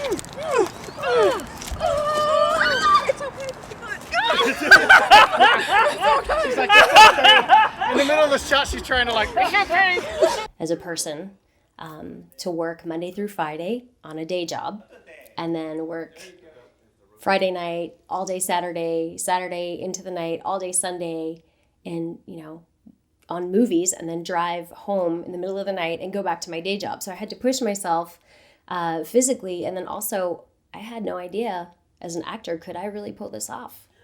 Now, the good news is, when you're shooting multiple movies in a weekend, pretty much anything else from here on out in my life is really easy. When I look at lines from another script, I'm like, really? That's it? That's all you got? We're just doing one movie? Carolyn, Look, I'm gonna be brutally honest with you. when have you not been brutally honest with me? I love working with Jade. I wasn't allowed to go to the auditions, so they brought home the tapes of all the auditioners. And so I'm going through them, and I'm making my notes, and Jade sits down, and I take a look at his headshot. In his audition, he did something very, very dramatic. And I went, I have to have him. It was the day that I saw the script, and I read it. I said, this is a once-in-a-lifetime kind of role. I might not get this chance again.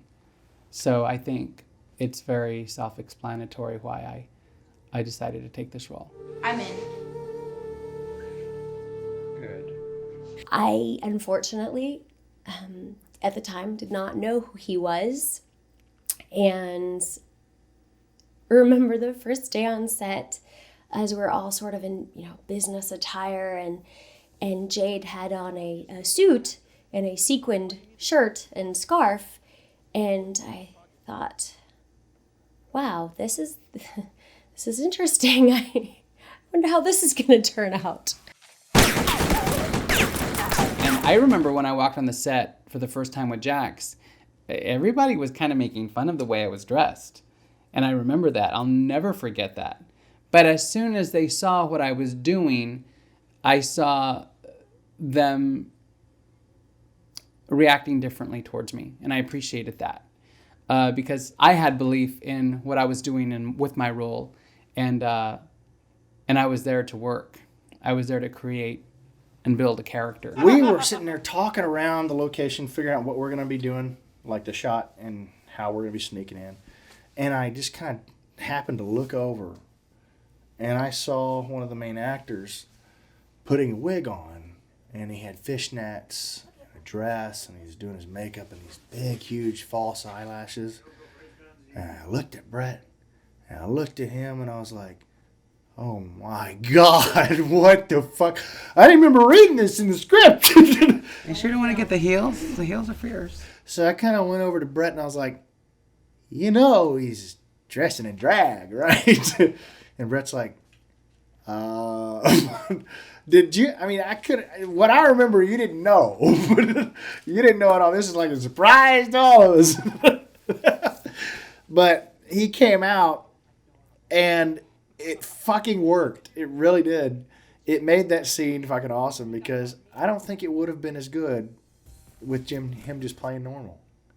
But him dressed in drag, that was just fucking hilarious. He was very violent in nature. He was very violent in his head. I remember just reading the script and feeling like poison just jump off the screen.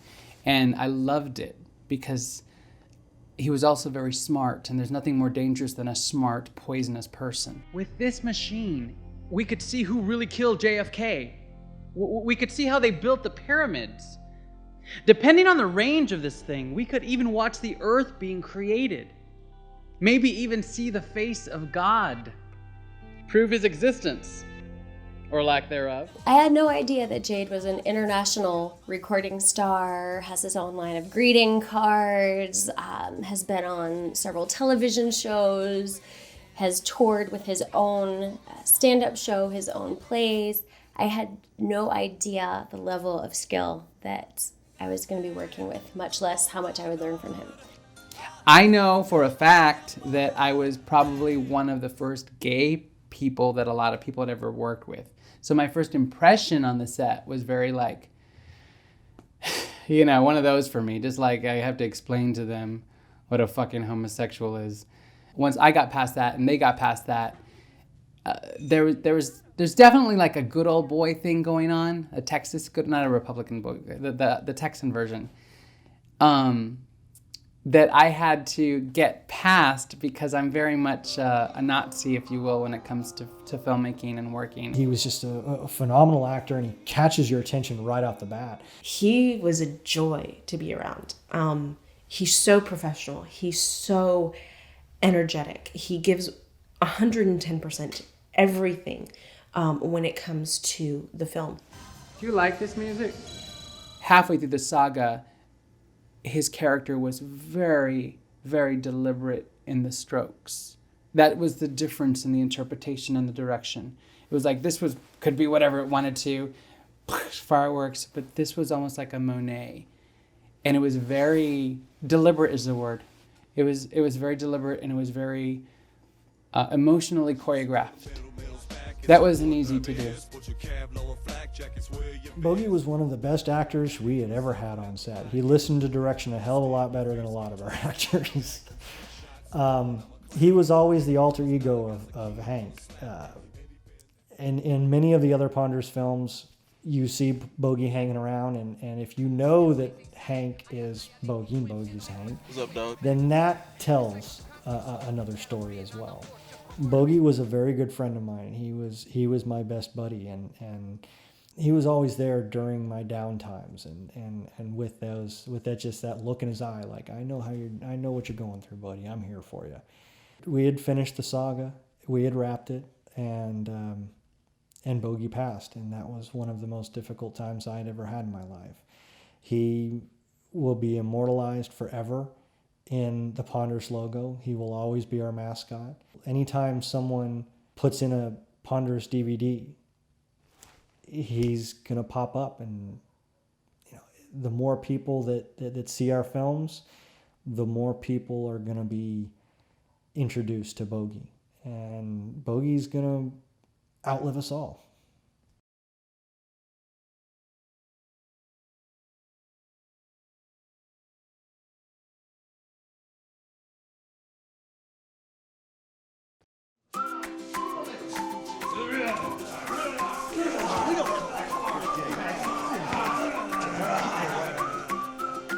Zombies?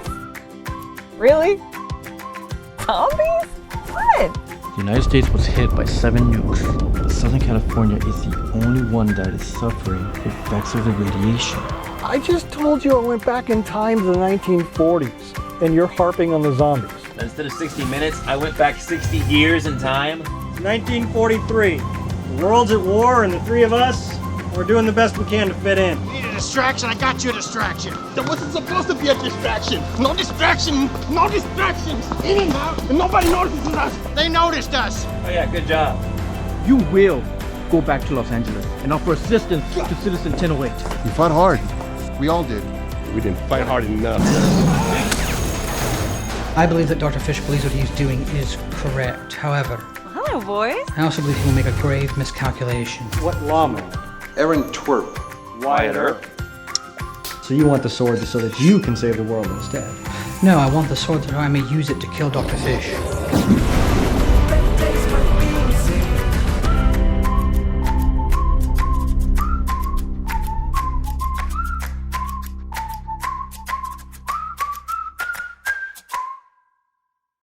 I hate German. I will never want to hear this language ever again. There are actors from all over the country in these films.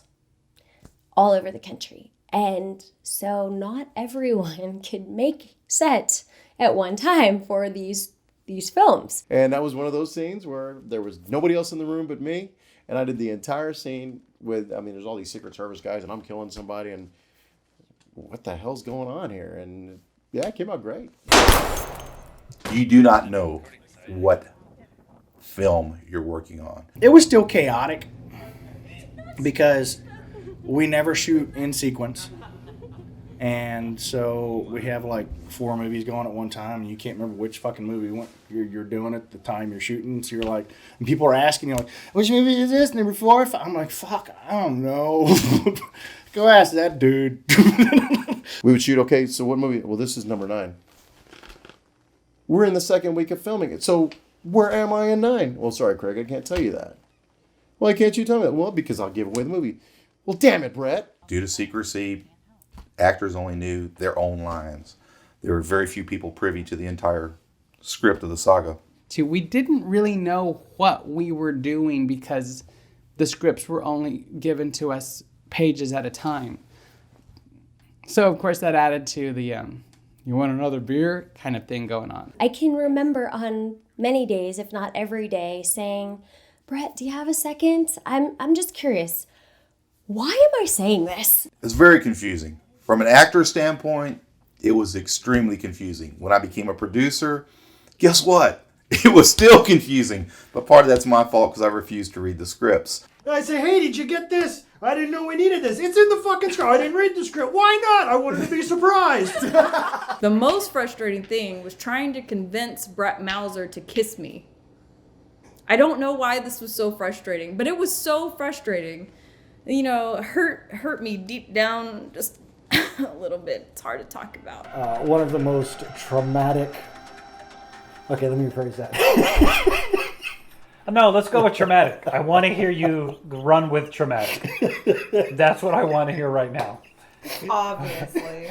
I think you've gotten the wrong idea about the kind of man that I am. You're a man, are you not? Yes, I am a man, and a straight man at that. But Okay, there's no kiss. We're going to pan down, blah, blah, blah, whatever. Get back again to another time when I'm at Brett and Amanda's, and now we're not panning down. Now we're actually going to have the kiss because Amanda and Bradley have finally convinced Brett that he is going to do it. So, okay. So now I have to go home. I'm preparing. Okay, this is how this is going to work. And then I show up to set and now we're not doing it again. I prepared for this. So, whatever. So if you see the clips, the little outtakes on number 8, one of them is the fact that I stand there and go, oh, you don't have any lipstick on you though. You would have had lipstick on you. Let's think about this. So it took all of that coercion just to get one simple little kiss. And it only happened twice. It's not like he was going to have a heart attack from doing it. So that was the most frustrating thing for me. Are you an action star, Scott? Hardest thing about being a fight coordinator is definitely getting those people who have no idea what they're doing. I am not a fighter. I am not graceful. I don't even like to hold toy guns. You will run into somebody who just simply doesn't know left from right, can't step, can't can't remember anything, and you just have to do your best to make sure everybody is safe. See how the bullets point forward? When I do physical comedy, it's not because I mean to. I'm just that clumsy.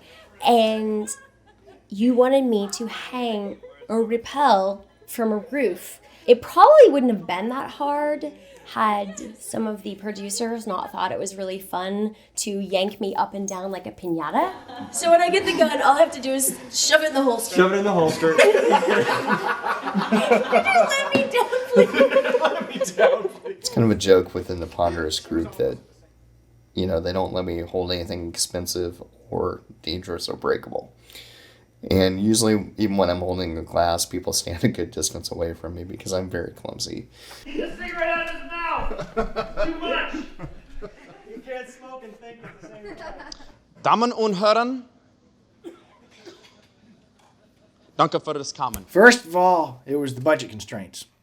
I think I spent more than I was given because I really wanted some cool looking Nazi uniforms.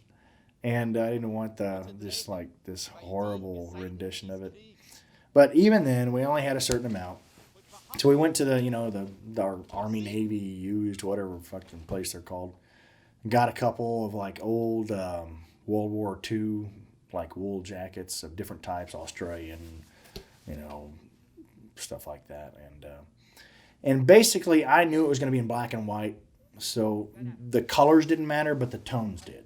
So as long as it was the right tone, it would work, and the right design, the way it was tapered, the way the lapels were. Because they only had certain type of lapels back then, and they didn't have the certain kind of cuffs and stuff like that, so it had to look a certain way. So it took a tough time trying to find the right look. And then I had to pinpoint the year the shit was actually going down, because apparently, Nazi Germany has like 4 billion insignia for colonels, depending on what year and what month of the year it was, because they changed them constantly. So once I figured out what fucking ranks looked like, I tried to match that. And I wanted to make sure that we had some kind of cool three-dimensional effect on some of it. So the generals and colonels, had the laced little pieces up here where I had strips of leather that I laced together and made it look like bars. But the actual insignia was just printed out on a printer. Cut them out and I hot glued them on the goddamn jacket. It looked pretty good, didn't it? And I put it on that glossy paper, so it kind of made them shiny a little bit. But when you look at it on camera, it looked fucking awesome. And the armbands, all we did was just get some black and red and white, and I just cut it out and kind of sewed it all together and just, there you go, you're a Nazi. And it looked really good. I mean, black, coupled with the black and white and the armband was in color, but that really made it look. It sold that these were actual Nazi uniforms. So, oh, and the one pair of pants I was wearing, the poofy pants I called them, is basically I took like a pair of pants that were like 10 sizes too big for me, and I tapered in the waist a lot, and I tapered in the legs a lot, so it had the poofy part right here. That was interesting to make.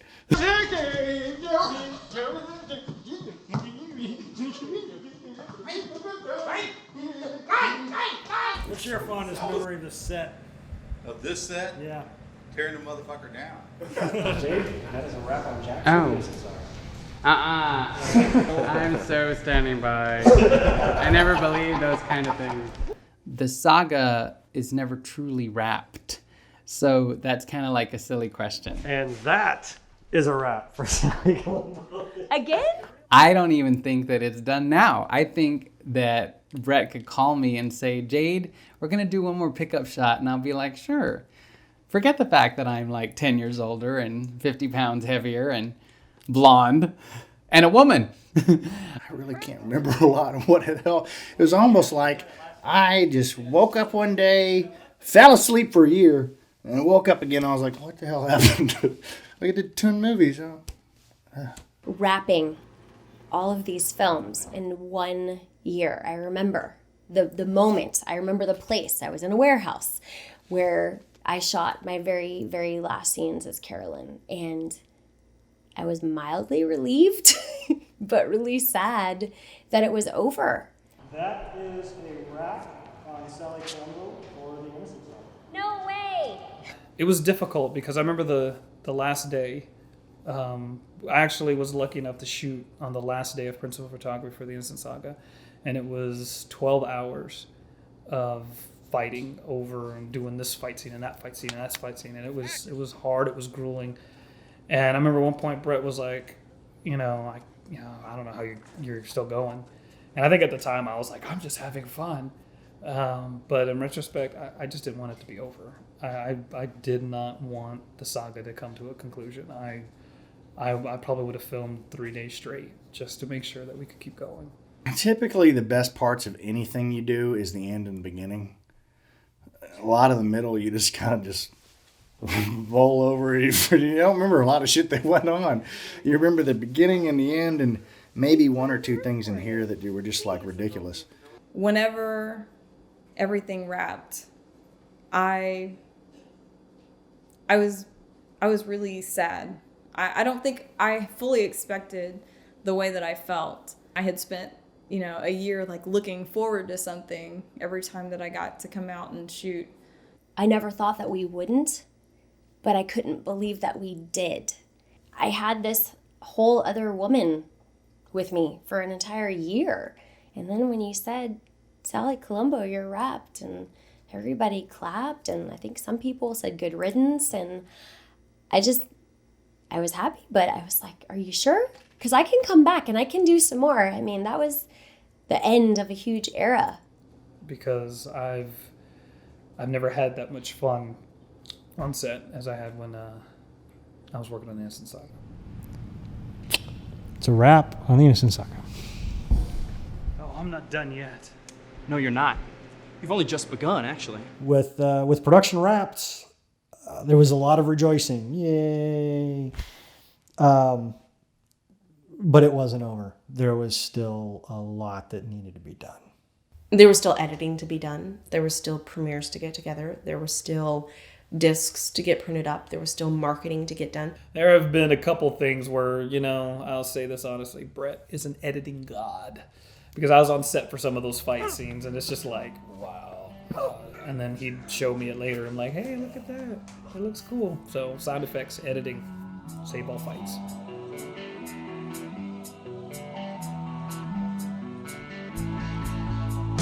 I think it's very important because I think it moves actually the story along, and I'm one of the people who believe that, music in a film is as important as the lighting, as important as the acting. The music actually, certain characters have their own themes, and certain actions and moods have their own themes. So when you hear certain theme music coming up, you build the anticipation, knowing, holy crap, there's going to be a huge reveal. All you have to do is listen. You gotta look. Believe.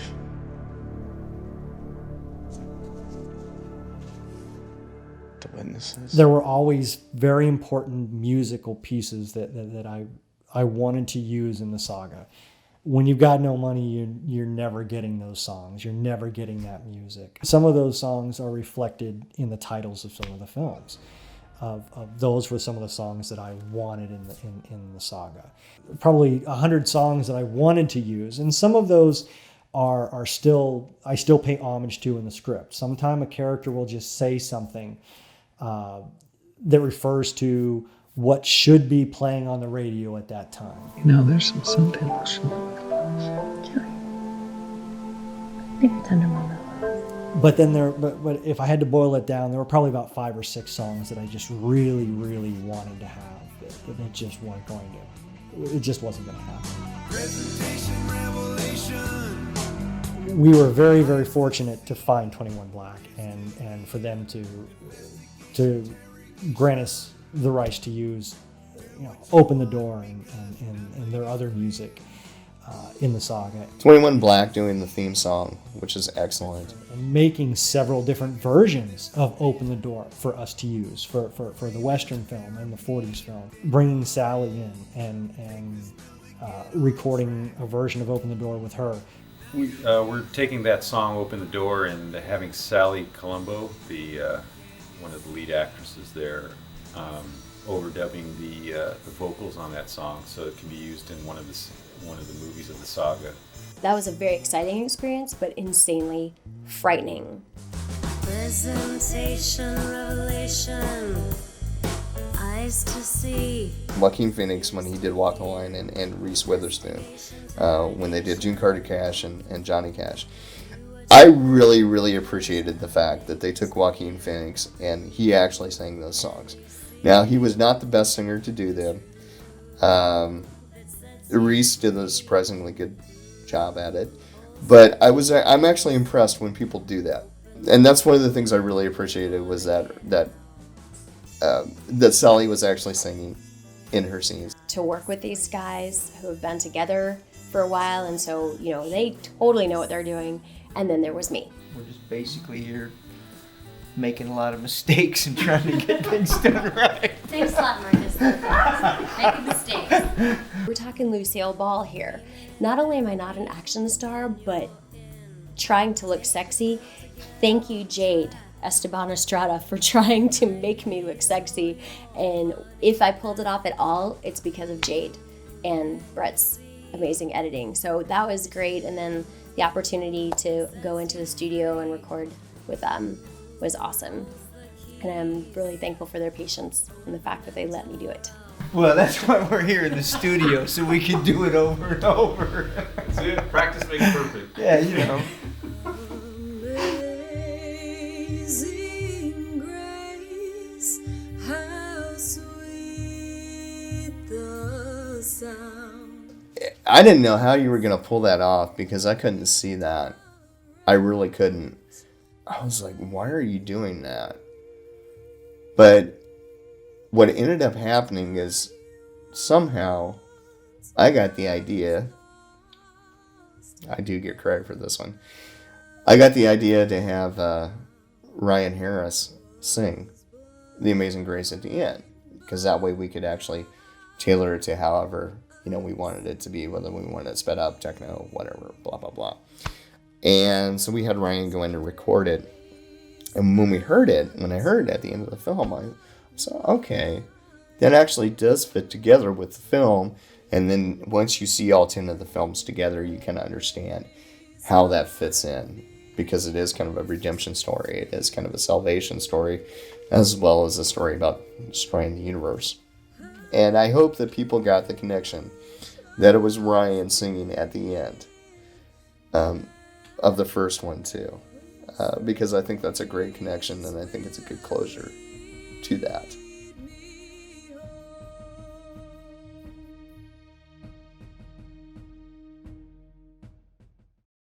I'd like to know a little bit about the world after the Seven Sisters. Why? Well, Colin Donovan is president now. Here, in our timeline. And you said the Day of Seven Sisters happened shortly after he became president. And the way he became president was the same with the bombing of the State of the Union. I don't really think it's a big leap to assume that the Seven Sisters might be right around the corner. Really, what happens to the country after the Seven Sisters? The Eastern U.S., they stayed together, but it dropped the Bill of Rights, rewrote the Constitution, the government took over the corporations. What was it like, life in the corporate states of America? I love what they've done with the place. Free exchange of ideas, Senator, was done away with the Bill of Rights almost 10 years ago. Necessary. Betas are outlawed everywhere outside the corporate state. Sometimes she's Thank you. Is that thing really what you say it is? The Desert Rose. Isabella Montoya came to the States in 2018 from California. At which time you defected to the great Republic of Texas. By this time tomorrow, I want to be a free woman. I'm a watchman. Ooh, how noir. I'm gonna save the Earps, and then I'm done. So what does a watchman do? Hired to solve a crime, and decides on guilt or innocence. And the dicer? Distributes the punishment.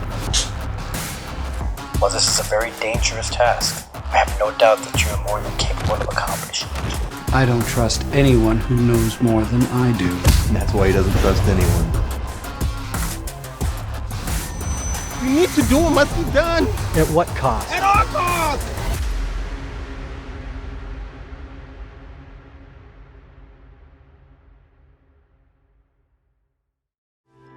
once you make a deal with the devil, not even God can help you get it back.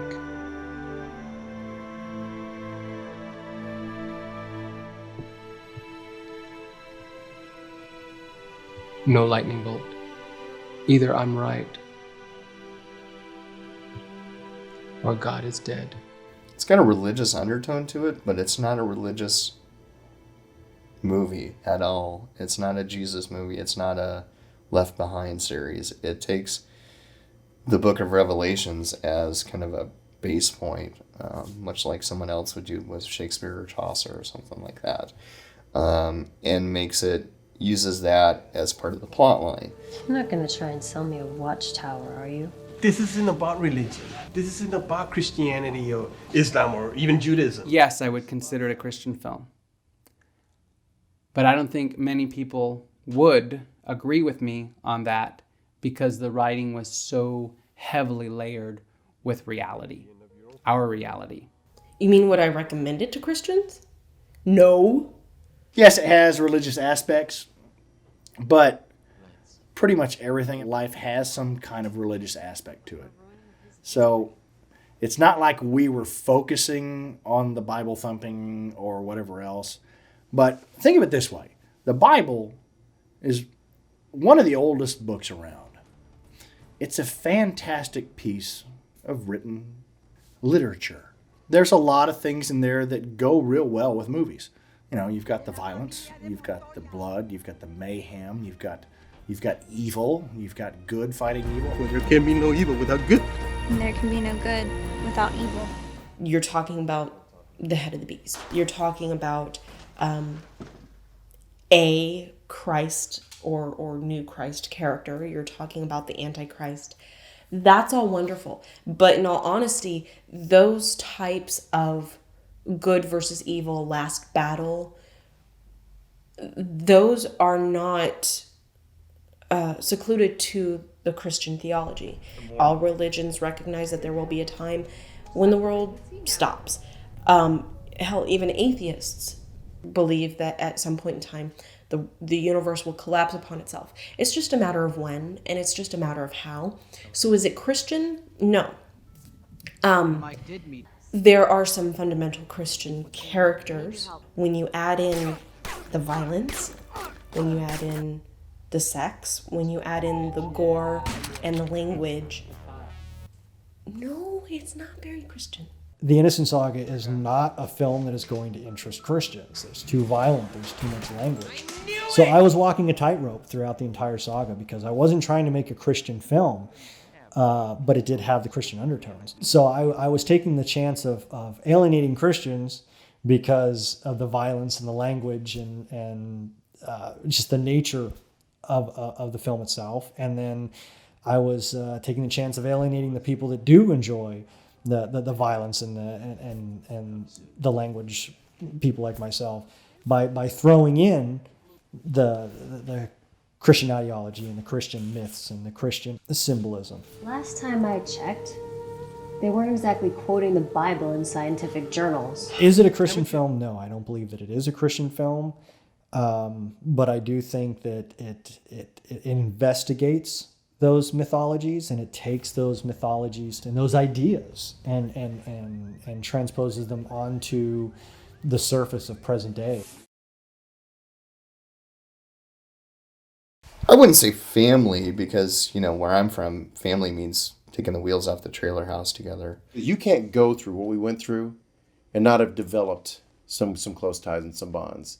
In show business in general, we spend so much time away from our friends and family and so much time together, even if we don't know, or in some cases don't even like these people. I think it's normal and human to develop some kind of sense of family on a set, especially if you're working together for a long time. At the beginning, these were strangers. And at the end, I would say family, yes, but more I would say that we had developed relationships, whether it be family, acquaintances, friends, enemies, whatever it may be. There was a core group that came out of this whole thing. In some cases, surprising who I'm close to and who I'm not, who we've become, just like this. There's definitely a family atmosphere, and especially as time went on and you're working your butt off. But just like family, you know, certain days everybody's clicking on all cylinders and everything's great, and then other days you just smile because the camera's on. You know, well, everyone talks about, oh, the long hours and blah, blah, blah. Whatever, I don't give a crap about that. You know, I'm hanging out with Brett. And, you know, and Brad and Scourgio and all the other, you know, cronies. Amanda's always making something good to eat, so I could care less how long the day goes. And we're here with the, trying to find the elusive hooker. The elusive clean hooker that will take my money and give me sex. Apparently there's one behind this curtain. I don't know if she's the right one.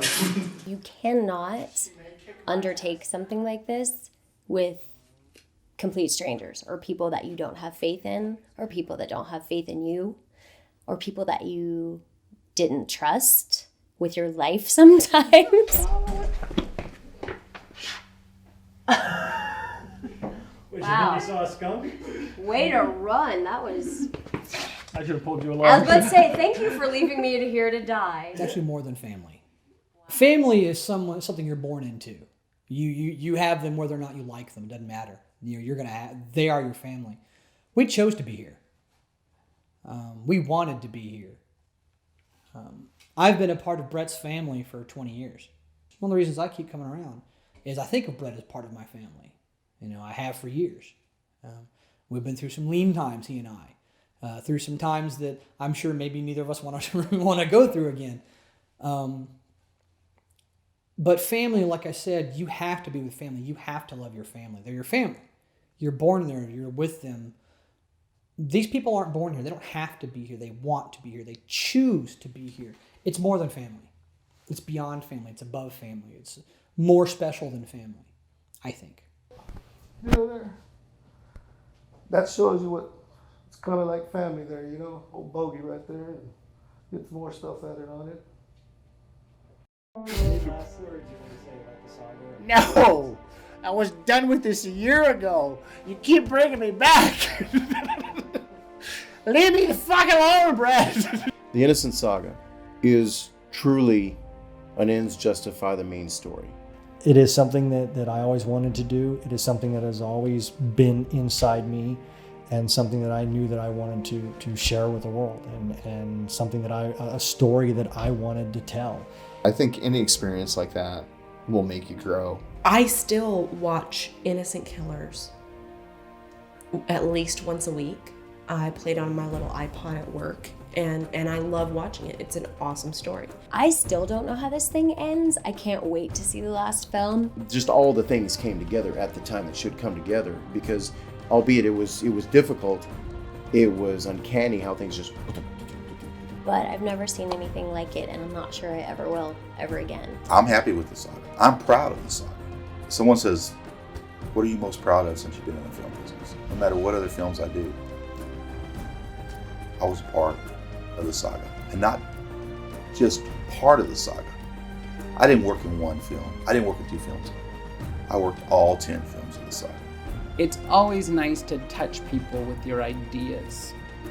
And to be part of an idea like the Innocence Saga is something to be proud of, because it's smart, it's forward-thinking, it's thought-provoking. It's all those things that every actor wants to be a part of once in their lives. I wouldn't take it back. It's irreplaceable. If my career stops today, I'm done. I'm happy. I think that's one of the reasons that we're here on this planet, is to make our dreams come true. And if your dream is to make a 10-film saga, big budget or no budget, and you get it done, that's something that no amount of criticism can ever take away from you.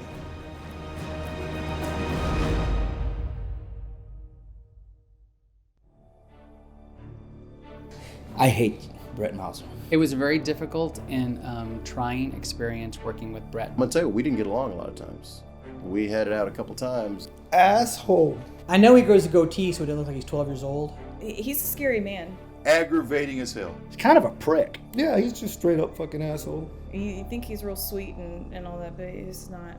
cranky, bitchy. He's an arrogant bastard. A little bit like working with Idi Amin. He's cursing all the time, man. He has a very bad temper. Brett saying fuck you to Sergio. Sergio saying stick it up your ass, Bradley. And I think the screaming and the yelling and the threatening of our families was just a little overboard. I have bruises and scars that, well, we won't talk about that. But my medical bills were really high. The first time I auditioned, man, this guy brought me into his apartment in Corpus. And it's like, okay, there's a guy sitting there in a bunny rabbit suit with his claws. And then they handcuffed me. He's always making fun of me. I love that Brett is and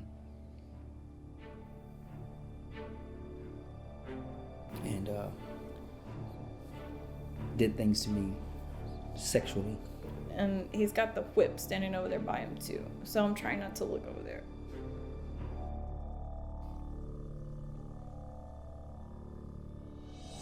I don't know who the guy in the rabbit suit was, but all I know is that guy Brett was taping the whole thing. There's a book I have about screenwriting and originality. Maybe I should give that to him. I don't know if he'd read it though. He's always asking me what's in my pockets. I don't know if he can read. Brett, being a novice in filmmaking, did not know how to talk to his actors and didn't know that we needed to be coddled. He asked me what I would need to be comfortable on set. All I said, I was trying to be very simple because I wanted the job. And so I said, the only thing I really need is Coke Zero. You know why there was no Coke Zero? Because I drank them, Sally. There was no Kit Kats, there was no green tea on set, and it's a Coke Zero. Hey, Brad, you forgot to get Coke Zero for Sally. Drink it for her. I was in really great shape when I got to play Carolyn because you don't even get to eat when you work with Brett. The diet is basically Coke and cigarettes. Living off 2-day tacos and stale hamburgers. He was mostly hands off because he thought he was above everything. Right off screen, that guy in the bunny rabbit suit is saying, "Do it, or you're gonna get it again." Like, you know, all the stupid actors, so he put us to it because we're thinking, it's not worth his time. So me and the meathead would go wrangle him around like little sheep because, truthfully they aren't. They're pretty much just little sheep. There's not much going on up there. Fuck you too, Bradley. Thankfully for him, this isn't a union state. If it ever becomes one, he'll probably never work in this town again. Man, I'll never vote for Brett Moser again, man. Ever. He's terrible. To this day, I think he still wants to know what's in my pocket. You see what I have to work with?